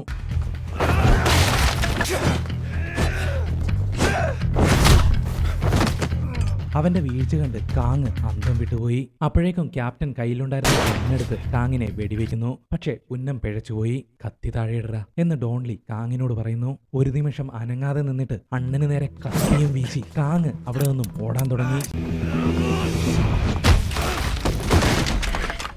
അണ്ണൻ അവനെ ലോക്ക് ചെയ്യാൻ നോക്കിയപ്പോഴേക്കും ആ ഘടോൽക്കജൻ വന്ന് അണ്ണനെ പിടിച്ചു മാറ്റുന്നു. തുടർന്ന് അണ്ണൻ ആ ഘടോൽക്കജനെ പഞ്ഞിക്കിടുന്ന സമയം കൊണ്ട് കാങ് അവിടെ നിന്നും ഓടി രക്ഷപ്പെടുന്നു. അണ്ണൻ വേഗത്തിൽ ആ ഘടോൽക്കജനെ അടിച്ച് പറപ്പിച്ചിട്ട് കാങ്ങിനെ പിടിക്കാനോടുന്നു. പക്ഷെ അപ്പോഴേക്കും കാങ് അവിടെ നിന്നും ഓടി രക്ഷപ്പെട്ടിരുന്നു. അടുത്ത സീനിൽ ആശുപത്രിയിൽ കിടക്കുന്ന ക്യാപ്റ്റനെയാണ് കാണിക്കുന്നത്. തൊട്ടടുത്ത് തന്നെ ഡോൺലിയുമുണ്ട്. ഞാനൊന്ന് ചില്ലാക്കാൻ വന്നതാ, എന്നിട്ടിപ്പോ അതേ വെട്ടിയിട്ട വാഴത്തണ്ട് പോലെ കിടക്കുന്ന കാണുന്നില്ലേ, ഒന്ന് പോയിട്ട് പെടുക്കാൻ പോലും വയ്യേ എന്നൊക്കെ പറഞ്ഞുകൊണ്ടിരിക്കുകയാണ് നമ്മുടെ ക്യാപ്റ്റൻ. അപ്പോഴേക്കും ഡോൺലിക്ക് കൊറിയൻ ഡിറ്റക്റ്റീവിന്റെ കോള് വരുന്നു. കാങ്ങിനെ പറ്റി എന്തെങ്കിലും വിവരം അറിഞ്ഞോ എന്ന് ഡോൺലി അവനോട് ചോദിക്കുന്നു. കാങ്ങിന്റെ പേരിൽ നമുക്ക് കിട്ടിയിരിക്കുന്നത് ഇപ്പോൾ 4 കേസുകളുണ്ട് എന്നാണ്. എല്ലാം ടൂറിസ്റ്റുകൾക്ക് നേരെ നടന്ന അതിക്രമങ്ങൾ തന്നെ. ആൾക്കാരെ തട്ടിക്കൊണ്ടുപോയി പണം ആവശ്യപ്പെടുന്നു. പണം കിട്ടിയാലും ആൾക്കാരെ ജീവനോടെ ഇതുവരെ തിരിച്ചുവിട്ടിട്ടില്ല എന്ന് ഡിറ്റക്റ്റീവ് ഡോൺലിയോട് പറയുന്നു. അപ്പോഴേക്കും ചാങ്സു അങ്ങോട്ടേക്ക് എത്തുന്നു. നിങ്ങളോട് ഞാൻ നേരത്തെ പറഞ്ഞതല്ലേ ഹോട്ടലിൽ തന്നെ പോയിരിക്കാൻ, വെറുതെ ആവശ്യമില്ലാത്ത പണി കാണിച്ചു വെച്ചിട്ട് ദേ ഇപ്പോൾ ഇവിടത്തെ പോലീസ് നിങ്ങളെ ഡിപ്പോർട്ട് ചെയ്യാൻ പോവുകയാണ് എന്ന് ചാങ്സു ഡോൺലിയോടും ക്യാപ്റ്റനോടും പറയുന്നു. നിങ്ങൾ എന്തൊക്കെയായി പറയുന്നത്? എനിക്ക് അവൻ ഇവിടെ വെച്ച് തന്നെ അറസ്റ്റ് ചെയ്യണം എന്ന് ഡോൺലി പറയുന്നു. സാറേ, ഞാൻ പറയുന്നത് കേൾക്ക്. ഇപ്പൊ തന്നെ നിയമത്തിന്റെ നൂലാമാലകളിൽ നിന്ന് ഞാൻ ഒരുപാട് പറഞ്ഞിട്ടാണ് നിങ്ങളെ അവരെ ഒഴിവാക്കിയത്. ഇനിയും നിങ്ങൾ ഇവിടെ നിന്നാ അത് വലിയ പ്രശ്നമാവും. മറ്റേതെങ്കിലും രാജ്യത്ത് വന്നിട്ട് ഇങ്ങനെ ഒരു അലമ്പ് കാണിക്കാൻ പാടുണ്ടോ സാറേ? അലമ്പ് കാണിക്കാനോ? എത്ര പേരെയാണ് അവൻ കൊന്നു തള്ളിയത് എന്ന് നിങ്ങൾ കാണുന്നില്ലേ? ഒരു കൊലയാളിയെ പിടിക്കാൻ എന്റെ രാജ്യം വേറെ രാജ്യം എന്നൊക്കെയുണ്ടോ? അവൻ കുറ്റവാളിയാണ്, അവനെ ഞാൻ അറസ്റ്റ് ചെയ്തേ പറ്റൂ എന്ന് ഡോൺലി തിരിച്ചു പറയുന്നു. അതെ, അവനെ പിടിക്കാതെ ഞാൻ എങ്ങോട്ടും ഇല്ല. എന്നെ വെട്ടിക്കൂട്ടി ഈ പരുവത്തിലാക്കിയിട്ട് അവനെ എന്തായാലും പിടിച്ചേ പറ്റൂ എന്ന് ക്യാപ്റ്റനും ഒച്ചവയ്ക്കുന്നു. അതിനുശേഷം ഡോൺലി നമ്മുടെ ചാങ്സുവിന്റെ ചെവിയിൽ എന്തോ പറയുന്നു. അത് കേട്ട ഉടനെ അത്ഭുതത്തോടെ അവൻ ഡോൺലിയെ നോക്കുന്നു. അടുത്ത സീനിൽ ഈ ചാങ്സു നമ്മുടെ ഘടോൽക്കജന്റെ ആശുപത്രി മുറിക്ക് മുന്നിൽ കാവൽ നിൽക്കുന്ന പോലീസുകാരോട് ദേ ആ കൊറിയൻ ഡിറ്റക്റ്റീവ്സ് രക്ഷപ്പെട്ടു, വേഗം വാ, എനിക്ക് അവരെ പിടിക്കണം എന്നൊക്കെ പറഞ്ഞ് അവരെയും വിളിച്ചു കൊണ്ടുപോകുന്നു. അപ്പൊ ഇതാണ് നേരത്തെ ഡോൺലി അവന്റെ ചെവി പറഞ്ഞത് കേട്ടോ. അവര് പോയ ഉടനെ തന്നെ ഡോൺലി ആ മുറിയിലേക്ക് കയറി വരുന്നു. പന്ന പുന്നാര മോനെ, കാങ് എവിടെയാണെന്ന് പറഞ്ഞ നിന്നെ ഞാൻ വെറുതെ വിടാം, ഇല്ലെങ്കിൽ ഇതുവരെ കണ്ടെടുത്ത എല്ലാ ശവശരീരങ്ങളുടെയും കേസ് നിന്റെ തലയിൽ കെട്ടിവെക്കും എന്ന് ഡോൺലി അടികൊണ്ട് പഞ്ചറായി കിടക്കുന്ന ഘടോൽഗജനോട് പറയുന്നു. ആ സീൻ അവിടെ കട്ട് ചെയ്യുന്നു. ഇവിടെ പുറത്താവട്ടെ വിയറ്റ്നാം പോലീസ് വന്ന് നമ്മുടെ ക്യാപ്റ്റനോട് ദേഷ്യപ്പെടുകയാണ്. രണ്ടും കൂടി വേഗം ഇവിടുന്ന് പൊക്കോണം, നിങ്ങളെ ഇവിടെ നിന്ന് ഡീപ്പോർട്ട് ചെയ്യുകയാണ്. ഇല്ലില്ല, ഞാൻ പോവില്ല, ഞാൻ എന്തായാലും പോവില്ല എന്നൊക്കെ ക്യാപ്റ്റൻ തിരിച്ചു പറയുന്നുണ്ട്. അതിനനുസരിച്ച് വിയറ്റ്നാം പോലീസ് കൂടുതൽ ദേഷ്യപ്പെട്ടുകൊണ്ടിരിക്കുകയാണ്. അപ്പോഴേക്കും ഡോൺലി ഓടി അങ്ങോട്ടേക്ക് വരുന്നു. എന്നിട്ട് വിയറ്റ്നാം പോലീസിനോട് ഞങ്ങളെ ഡീപ്പോർട്ട് ചെയ്തോളൂ, ഞങ്ങൾ ഉണ്ടാക്കിയ പ്രശ്നത്തിന് ഞങ്ങൾ ക്ഷമ ചോദിക്കുന്നു എന്നൊക്കെ പറഞ്ഞ് അവരെ സമാധാനിപ്പിക്കുന്നു. ക്യാപ്റ്റന് ഡോൺലിക്ക് ഇത് എന്തു പറ്റിയെന്ന് ഒരു കുന്തവും മനസ്സിലായില്ല. നിനക്കെന്താ ഭ്രാന്തായോ? ആ കാങ്ങിനെ പിടിക്കണ്ടേ? ഇവിടുന്ന് പോയാൽ പിന്നെ എങ്ങനെ നടക്കാനാ എന്ന് പറഞ്ഞ് ക്യാപ്റ്റൻ ഡോൺലിയോട് ദേഷ്യപ്പെടുന്നു. ഡോ ക്യാപ്റ്റ, ആ കാങ് ഇവിടുന്ന് മുങ്ങി. അവനിപ്പോ കൊറിയയിലാണ് ചോയിയെ തീർക്കാൻ. ആണോ? അപ്പോൾ നമുക്ക് അവനെ കൊറിയയിൽ വെച്ച് തന്നെ പൂട്ടാം എന്ന് ക്യാപ്റ്റനും പറയുന്നു. അങ്ങനെ അവർ കൊറിയയിലെത്തുന്നു. അവരെ സ്വീകരിക്കാമെന്ന ഡിറ്റക്റ്റീവ്സ് ക്യാപ്റ്റനോട് ഇതെങ്ങനെയാണ് സംഭവിച്ചതെന്ന് ചോദിക്കുന്നു. എടോ, അവരൊരു 10-12 പേരുണ്ടായിരുന്നടോ. വലിയ വടിവാളും കത്തിയൊക്കെ എടുത്തു വന്നിട്ട് എന്നെ വെട്ടിക്കൂട്ടുമായിരുന്നില്ലേ എന്ന് പറഞ്ഞ് തള്ളാൻ തുടങ്ങി. താനിവിടെ തള്ളിക്കൊണ്ടുക്ക്, നമ്മൾ പോട്ടെ എന്നും പറഞ്ഞിട്ട് ഡോൺലി അവിടെ നിന്നും പോകുന്നു. ഡോൺലിയും മറ്റൊരു ഡിറ്റക്റ്റീവും കൂടി നേരെ പോയത് ജാങ്സു എന്നൊരുത്തന്റെ അടുത്തേക്കാണ്. അവിടുന്ന് ഇവിടുന്നൊക്കെയുള്ള കള്ള ബോട്ടിലെ ആൾക്കാരെ കൊറിയയിലേക്കും തിരിച്ചുമൊക്കെ കടത്തുന്നതാണ് പുള്ളിക്കാരന്റെ പണി. ഇവൻ ആദ്യ സിനിമയിലും ഉണ്ടായിരുന്നു കേട്ടോ. ആദ്യ സിനിമ കണ്ടവർക്കറിയാം. ഡോൺലി അവനോട് ചൈനയിൽ നിന്നും വന്ന ബോട്ടിന്റെ ഡീറ്റെയിൽസ് ചോദിക്കുന്നു. കാരണം ചൈന വഴിയാണ് വിയറ്റ്നാമിൽ നിന്ന് കാങ് കൊറിയയിലേക്ക് കടക്കാനുള്ള സാധ്യത. ഞാൻ ആ പണിയൊക്കെ നിർത്തിയിടൂ, ഞാനിപ്പോൾ ലീഗലായിട്ടുള്ള കാര്യങ്ങൾ മാത്രമേ ചെയ്യാറുള്ളൂ എന്ന് ജാങ്സു ഡോൺലിയോട് പറയുന്നു. പൊന്നുമോനെ, നീ ഇപ്പോഴും ആ പണി ഇതൊക്കെ ചെയ്യുന്നുണ്ടെന്നുള്ള കാര്യം എനിക്ക് കൃത്യമായിട്ട് അറിയാം. വേഗം പറഞ്ഞോ, ഇല്ലെങ്കിൽ നീ ഇടിവാങ്ങിക്കൂട്ടും. തനിക്കെന്താടോ ഞാൻ പറയുന്നത് മനസ്സിലാവാത്തത് എന്ന് കാങ്സു ദേഷ്യപ്പെടുന്നു. ഡോൺലി അവന്റെ സാമാനം പിടിച്ച് ഞരണ്ട്. പാവം ജോങ്സു എന്ത് ചെയ്യാൻ? അവൻ മണി പോലെ കാര്യങ്ങൾ പറയുന്നു. ഒറ്റക്കണ്ണൻ കപ്പിത്താൻ എന്നൊരുത്തനുണ്ട്. അവനറിയാതെ ചൈനയിൽ നിന്ന് ഒരൊറ്റ ബോട്ട് പോലും ഇവിടെ എത്തില്ല എന്ന് പറഞ്ഞ് അവന്റെ ഡീറ്റെയിൽസും കൊടുക്കുന്നു. ഇന്ന് രാവിലെ ഏതൊരു ബോട്ട് ചൈനയിൽ നിന്നും ഇങ്ങോട്ടേക്ക് എത്തിയിട്ടുണ്ടെന്നും ജോങ്സു ഡോൺലിയോട് പറയുന്നു. ഉടൻ തന്നെ കൂടെയുള്ള ഡിറ്റക്റ്റീവിനോട് മറ്റൊരു ഡിറ്റക്റ്റീവിനെ വിളിച്ച് തുറമുഖത്ത് നിന്നും CCTVയുടെ ഡീറ്റെയിൽസ് എടുക്കാൻ പറയുന്നു. അയാൾ ഉടനെ തന്നെ അത് ഫോൺ വിളിച്ച് പറയുകയും ചെയ്യുന്നു. ഇനി എപ്പോ ഞാൻ വിളിച്ചാലും മര്യാദക്ക് ഫോൺ എടുത്തോളണം എന്ന് ജോങ്സുവിനോട് പറഞ്ഞിട്ട് ഡോൺലി അവിടെ നിന്നും പോകുന്നു. അങ്ങനെ CCTV പരിശോധിച്ചപ്പോൾ കാങ് അവിടെ വന്നിറങ്ങിയതായി മനസ്സിലാവുന്നു. ഒരു കാറിലേക്ക് അവൻ കയറി പോകുന്നതും അവർ കണ്ടെത്തുന്നു. ഡോൺലി അത് അവൻ തന്നെയാണെന്ന് ഉറപ്പിക്കുന്നു. തുടർന്ന് മർലോൺ കെന്നിറോയ് എന്ന് പറയുന്ന 2 ഫിലിപ്പൈൻ വാടക കൊലയാളികളെ കാണിക്കുന്നു. അവർ കൊറിയയിലേക്ക് വന്നിരിക്കുകയാണ്. കാങ്ങാണ് ഇപ്പോൾ അവരെ വാടകയ്ക്ക് എടുത്തിരിക്കുന്നത്. ഇതേസമയം ഡിറ്റക്റ്റീവ് ഓഫീസിൽ ചീഫ് ഓഫീസർ ഡോൺലിയെയും ക്യാപ്റ്റനെയും വഴക്ക് പറയുകയാണ്. വിയറ്റ്നാമിൽ പോയി ഈ കണ്ട പ്രശ്നങ്ങളൊക്കെ ഉണ്ടാക്കിയിട്ട് നിങ്ങൾ രണ്ടും കൂടി എന്റെ തൊപ്പി തെറിപ്പിക്കോ എന്നൊക്കെ പറഞ്ഞ് അയാൾ അവരോട് ചൂടാവുകയാണ്. ഉടനെ ക്യാപ്റ്റനും ഡോൺലിയും കൂടി ആ കാങ്ങിനെ പിടിച്ചു കഴിഞ്ഞാൽ നിങ്ങളുടെ തൊപ്പി തെറിക്കുകയല്ല, നിങ്ങൾക്ക് പ്രൊമോഷൻ കിട്ടും, നിങ്ങൾക്ക് ഒരുപാട് പാരിതോഷികങ്ങൾ കിട്ടും എന്നൊക്കെ പറഞ്ഞ് സോപ്പിട്ട് കാങ്ങിനെ പറ്റിയുള്ള അന്വേഷണം തുടരുന്നതിന് വേണ്ടിയിട്ട് അയാളുടെ സമ്മതം വാങ്ങിക്കുന്നു. അതിനുശേഷം ഡോൺലിയും ഡിറ്റക്റ്റീവ്സും യോങ്കിയുടെ അമ്മയെ പോയി കാണുന്നു. മകന്റെ ശവശരീരം കണ്ടെത്തി കൊണ്ടുവന്നതിന് ആ അമ്മ ഡോൺലിയോട് നന്ദി പറയുന്നു. അതിനുശേഷം കാങ് അന്ന് ഉപയോഗിച്ചിരുന്ന കാറ് വിജനമായ ഒരു സ്ഥലത്ത് ഉപേക്ഷിക്കപ്പെട്ട നിലയിൽ അവർ കണ്ടെത്തുന്നു. പക്ഷെ അതിൽ നിന്നും യാതൊരു തെളിവുകളും അവർക്ക് കിട്ടിയിരുന്നില്ല. അടുത്ത സീനിൽ വീണ്ടും ആ വാടക കൊലയാളികളെയാണ് കാണിക്കുന്നത്. അവർ ചോയിയുടെ ഓഫീസിന് താഴെയുള്ള പാർക്കിംഗ് സ്പേസിൽ കാത്തിരിക്കുകയാണ്. തുടർന്ന് ചോയിയെയും അയാളുടെ ബോഡി ഗാർഡിനെയും കാണിക്കുന്നു. അവർ താഴെ പാർക്കിംഗ് സ്പേസിലേക്ക് വരികയാണ്. ഇവർ വരുന്നത് ഈ വാടക കൊലയാളികൾ കാണാനല്ല, ചോയി കാങ്ങിനെ കൊല്ലുന്നതിന് വേണ്ടിയിട്ട് കുറച്ച് വാടക കൊലയാളികളെ ഏർപ്പാടാക്കിയിരുന്നു. അവരും താഴെ പാർക്കിംഗ് സ്പേസിലുണ്ട്. അവരെ കാണുന്നതിന് വേണ്ടിയിട്ടാണ് ഇപ്പോൾ ചോയിയും ബോഡി ഗാർഡും താഴേക്ക് പോകുന്നത്. അവർ ലിഫ്റ്റിൽ കയറിയപ്പോൾ പിന്നാലെ നമ്മുടെ കാങ്ങും അതിലേക്ക് കയറുന്നു. കാങ്ങിനെ ഇവർ നേരിട്ട് കണ്ടിട്ടില്ലല്ലോ, അതുകൊണ്ട് അവർ അത് ശ്രദ്ധിച്ചതുമില്ല. കുറച്ചു നേരം വെയിറ്റ് ചെയ്തിട്ട് ഞാനാണ് കാങ്, നിന്റെ മോനെ തീർത്തവൻ എന്ന് കാങ് അവനെ ഇൻട്രൊഡ്യൂസ് ചെയ്യുന്നു. ഉടനെ തന്നെ ചോയിയുടെ ബോഡി ഗാർഡ് കാങ്ങിനെ പിടിച്ചിടിക്കാൻ തുടങ്ങി. അവനും തിരിച്ചിടിക്കുന്നുണ്ട്. പക്ഷെ ഒടുവിൽ ബോഡി ഗാർഡ് കാങ്ങിന്റെ കഴുത്ത് പിടിച്ച് ലിഫ്റ്റിലേക്ക് ചേർത്ത് നിർത്തി ഉയർത്തി പിടിക്കുന്നു. കാങ്ങിന് അവന്റെ കയ്യിൽ നിന്നും രക്ഷപ്പെടാനായില്ല. പെട്ടെന്ന് അവൻ കയ്യിലുണ്ടായിരുന്ന കത്തിയെടുത്ത് ആ ബോഡി ഗാർഡിന്റെ കഴുത്തിലേക്ക് കുത്തിയിറക്കി അവനെ കൊല്ലുന്നു. ശേഷം വീണ് കിടക്കുന്ന ചോയിയോട് നിന്നെ കാണാൻ വരുമെന്ന് ഞാൻ പറഞ്ഞതല്ലടാ, എന്റെ പണം ഇവിടെ എന്ന് കാങ് ചോദിക്കുന്നു. ആ സീൻ അവിടെ കട്ട് ചെയ്ത് താഴെ ചോയി ഏർപ്പാടാക്കിയ കുറച്ച് ഗ്യാങ്സ്റ്റേഴ്സ് ഇല്ലേ, അവരെയാണ് കാണിക്കുന്നത്. അവർ കാങ്ങിനെ കൊല്ലാനുള്ള കാര്യങ്ങളൊക്കെ ഒരു കാറിലിരുന്ന് പ്ലാൻ ചെയ്യുകയാണ്. അവിടേക്ക് കാങ്ങിന്റെ വാടക കൊലയാളികൾ വന്ന് അവരെ ഓരോരുത്തരെയും കുത്തി കീറി കൊല്ലുന്നു. അപ്പോഴേക്കും ചോയിയെയും തൂക്കിയെടുത്ത് കാങ്ങും പാർക്കിംഗ് ലോട്ടിലേക്ക് എത്തി. അവരെ കണ്ടതും കാങ് കുറെ കാലമായാലും കണ്ടിട്ട് എന്ന് പറഞ്ഞ് പരിചയം പുതുക്കുന്നു. അപ്പോൾ ആ വാടക കൊലയാളികൾ കാങ്ങിനോട് പറയും, യുവമാരേതാ ഇത് ലിസ്റ്റിലില്ലായിരുന്നു, അതുകൊണ്ട് കൂടുതൽ പണം തരേണ്ടി വരും. അങ്ങനെ ആ സീൻ അവിടെ കട്ട് ചെയ്യുന്നു. ഇതേസമയം CCTV ഫുട്ടേജ് ചെക്ക് ചെയ്യുന്ന ഡിറ്റക്റ്റീവ് കാങ്ങും വാടക കൊലയാളികളും ചേർന്ന് ചോയിയെ കാറിന്റെ ഡിക്കിയിലിട്ട് കൊണ്ടുപോകുന്നത് CCTVയിലൂടെ കാണുന്നു. ഉടനെ തന്നെ അവൻ മറ്റ് ഡിറ്റക്റ്റീവ്സിനെ വാക്കി ടോക്കിയിലൂടെ വിളിച്ച് അലർട്ട് ചെയ്യുന്നു. അവരവിടെ ഓടിയെത്തിയെങ്കിലും കാങ്ങിനെയും സംഘത്തെയും തടയാൻ അവർക്ക് സാധിച്ചില്ല. ആ സീൻ അവിടെ കട്ട് ചെയ്ത് ഒരു റെക്കോർഡഡ് വീഡിയോയാണ് കാണിക്കുന്നത്. ചോയിയെ കെട്ടിയിട്ട് അയാളെ ടോർച്ചർ ചെയ്യുന്ന രംഗങ്ങൾ. അയാളുടെ തള്ളവിരൽ കാങ് മഴുകൊണ്ട് വെട്ടിമാറ്റുന്നു. നാളെ ഇതിനു പകരം തലയായിരിക്കും, അല്ലെങ്കിൽ ഉടൻ തന്നെ $2 മില്യൺ റെഡിയാക്കിക്കോളൂ എന്നായിരുന്നു ആ വീഡിയോ. അത് കാങ് ചോയിയുടെ ഭാര്യയ്ക്ക് അയച്ചു കൊടുത്തു. ഭാര്യ അതും കൊണ്ട് ഡോൺലിയുടെ അടുത്തെത്തിയിരിക്കുകയാണ്. ഇപ്പോൾ നമ്മുടെ ഡിറ്റക്റ്റീവ്സിന്റെ കയ്യിൽ ആ വാടക കൊലയാളികളെ കുറിച്ചുള്ള ഡീറ്റെയിൽസ് ഉണ്ട്. അവർ ആ CCTV വഴി അതാരാണെന്ന് കണ്ടിരുന്നല്ലോ. പിന്നെ നേരത്തെ ഞാൻ അവരുടെ പേര് ഓരോന്ന് പറഞ്ഞിരുന്നല്ലേ, അത് പാസ്പോർട്ടിലുള്ള പേരാണ്, അത് ഫേക്ക് ആയിരിക്കുമല്ലോ. അവരുടെ ഒറിജിനൽ പേര് ഇതേ ഈ എഴുതി കാണിക്കുന്നതാണ്. പിന്നെ അതിനെക്കൊണ്ട് നമുക്ക് വല്ല ഉപയോഗമൊന്നുമില്ല, നമുക്ക് വാടക കൊലയാളി എന്ന് തന്നെ അങ്ങ് വിളിച്ചാൽ പോരെ അല്ലേ. പണ്ട് കൊറിയയിൽ നടന്ന ഒരു കൊലപാതകത്തിൽ പ്രതികളാണ് ഇവർ. ആ സമയത്ത് ഫിലിപ്പൈൻസിലേക്ക് കടന്നതാണ്. അവിടെ വെച്ച് 6 മാസത്തോളം കാങ്ങിന്റെ കൂടെ ഇവർ ഉണ്ടായിരുന്നു എന്നിങ്ങനെയാണ് ഇന്റർപോളിൽ നിന്നുള്ള റിപ്പോർട്ട് എന്ന് ഡിറ്റക്റ്റീവ് ക്യാപ്റ്റനോട് പറയുന്നു. തുടർന്ന് ഒരു ഡിറ്റക്റ്റീവിനെ ടോൾ ബൂത്തുകളിലും ആളൊഴിഞ്ഞ കെട്ടിടങ്ങളുമൊക്കെ പരിശോധിക്കാൻ പറഞ്ഞുവിടുന്നു. എടാ നീ നോക്കി, ഇത് നമ്മുടെ കയ്യിലൊതുങ്ങോ? എന്തെങ്കിലും പറ്റിപ്പോയാൽ എല്ലാം നമ്മുടെ തലയിലാവും, എന്ത് ചെയ്യും എന്ന് വളരെ പതിഞ്ഞ ശബ്ദത്തിൽ ക്യാപ്റ്റൻ ഡോൺലിയോട് ചോദിക്കുന്നു. ആ സമയത്ത് ചോയിയുടെ ഭാര്യ അവരോട് പറയും, എന്റെ മകനും ഭർത്താവും അത്ര നല്ലവരൊന്നുമല്ല, പക്ഷെ എന്ത് വില കൊടുത്തും അവരെ രക്ഷിക്കണം, അതിന് ഞാൻ എന്ത് സഹായം വേണമെങ്കിലും ചെയ്യാം. അങ്ങനെ ഫോൺ ട്രേസ് ചെയ്യാനുള്ള കാര്യങ്ങളെല്ലാം അവർ സെറ്റ് ചെയ്യുന്നു. എന്നിട്ട് ഡോൺലി പുള്ളിക്കാരിയോട് പറയും, അവൻ പൈസ അയച്ചു കൊടുക്കാൻ പറഞ്ഞ ഒരിക്കലും അത് ചെയ്യരുത്. വിദേശത്തേക്ക് പണം അയച്ചു കഴിഞ്ഞാൽ നമുക്ക് അവരെ ട്രേസ് ചെയ്യാൻ സാധിക്കില്ല. അതുകൊണ്ട് എങ്ങനെയെങ്കിലും നേരിട്ടുള്ള ഒരു ഡീലിന് അവനെ കൊണ്ട് സമ്മതിപ്പിക്കണം. നിങ്ങളുടെ സംസാരത്തിൽ അവൻ ഒരിക്കലും സംശയം തോന്നാൻ പാടില്ല. അങ്ങനെ ചെയ്യാമെന്ന് പുള്ളിക്കാരിയും സമ്മതിക്കുന്നു. അപ്പോൾ ക്യാപ്റ്റൻ പറയും, ഒരിക്കലും ഫോണിലൂടെ ദേഷ്യപ്പെടരുത്, മാഡം വേണം അവനെ പുറത്തു കൊണ്ടുവരാൻ. ഈ ഒരു അവസ്ഥയിൽ മാഡത്തിനെ കൊണ്ട് ഇങ്ങനെയൊക്കെ ചെയ്യിക്കുന്നതിൽ ഞങ്ങൾക്ക് വിഷമമുണ്ട്. സോറി.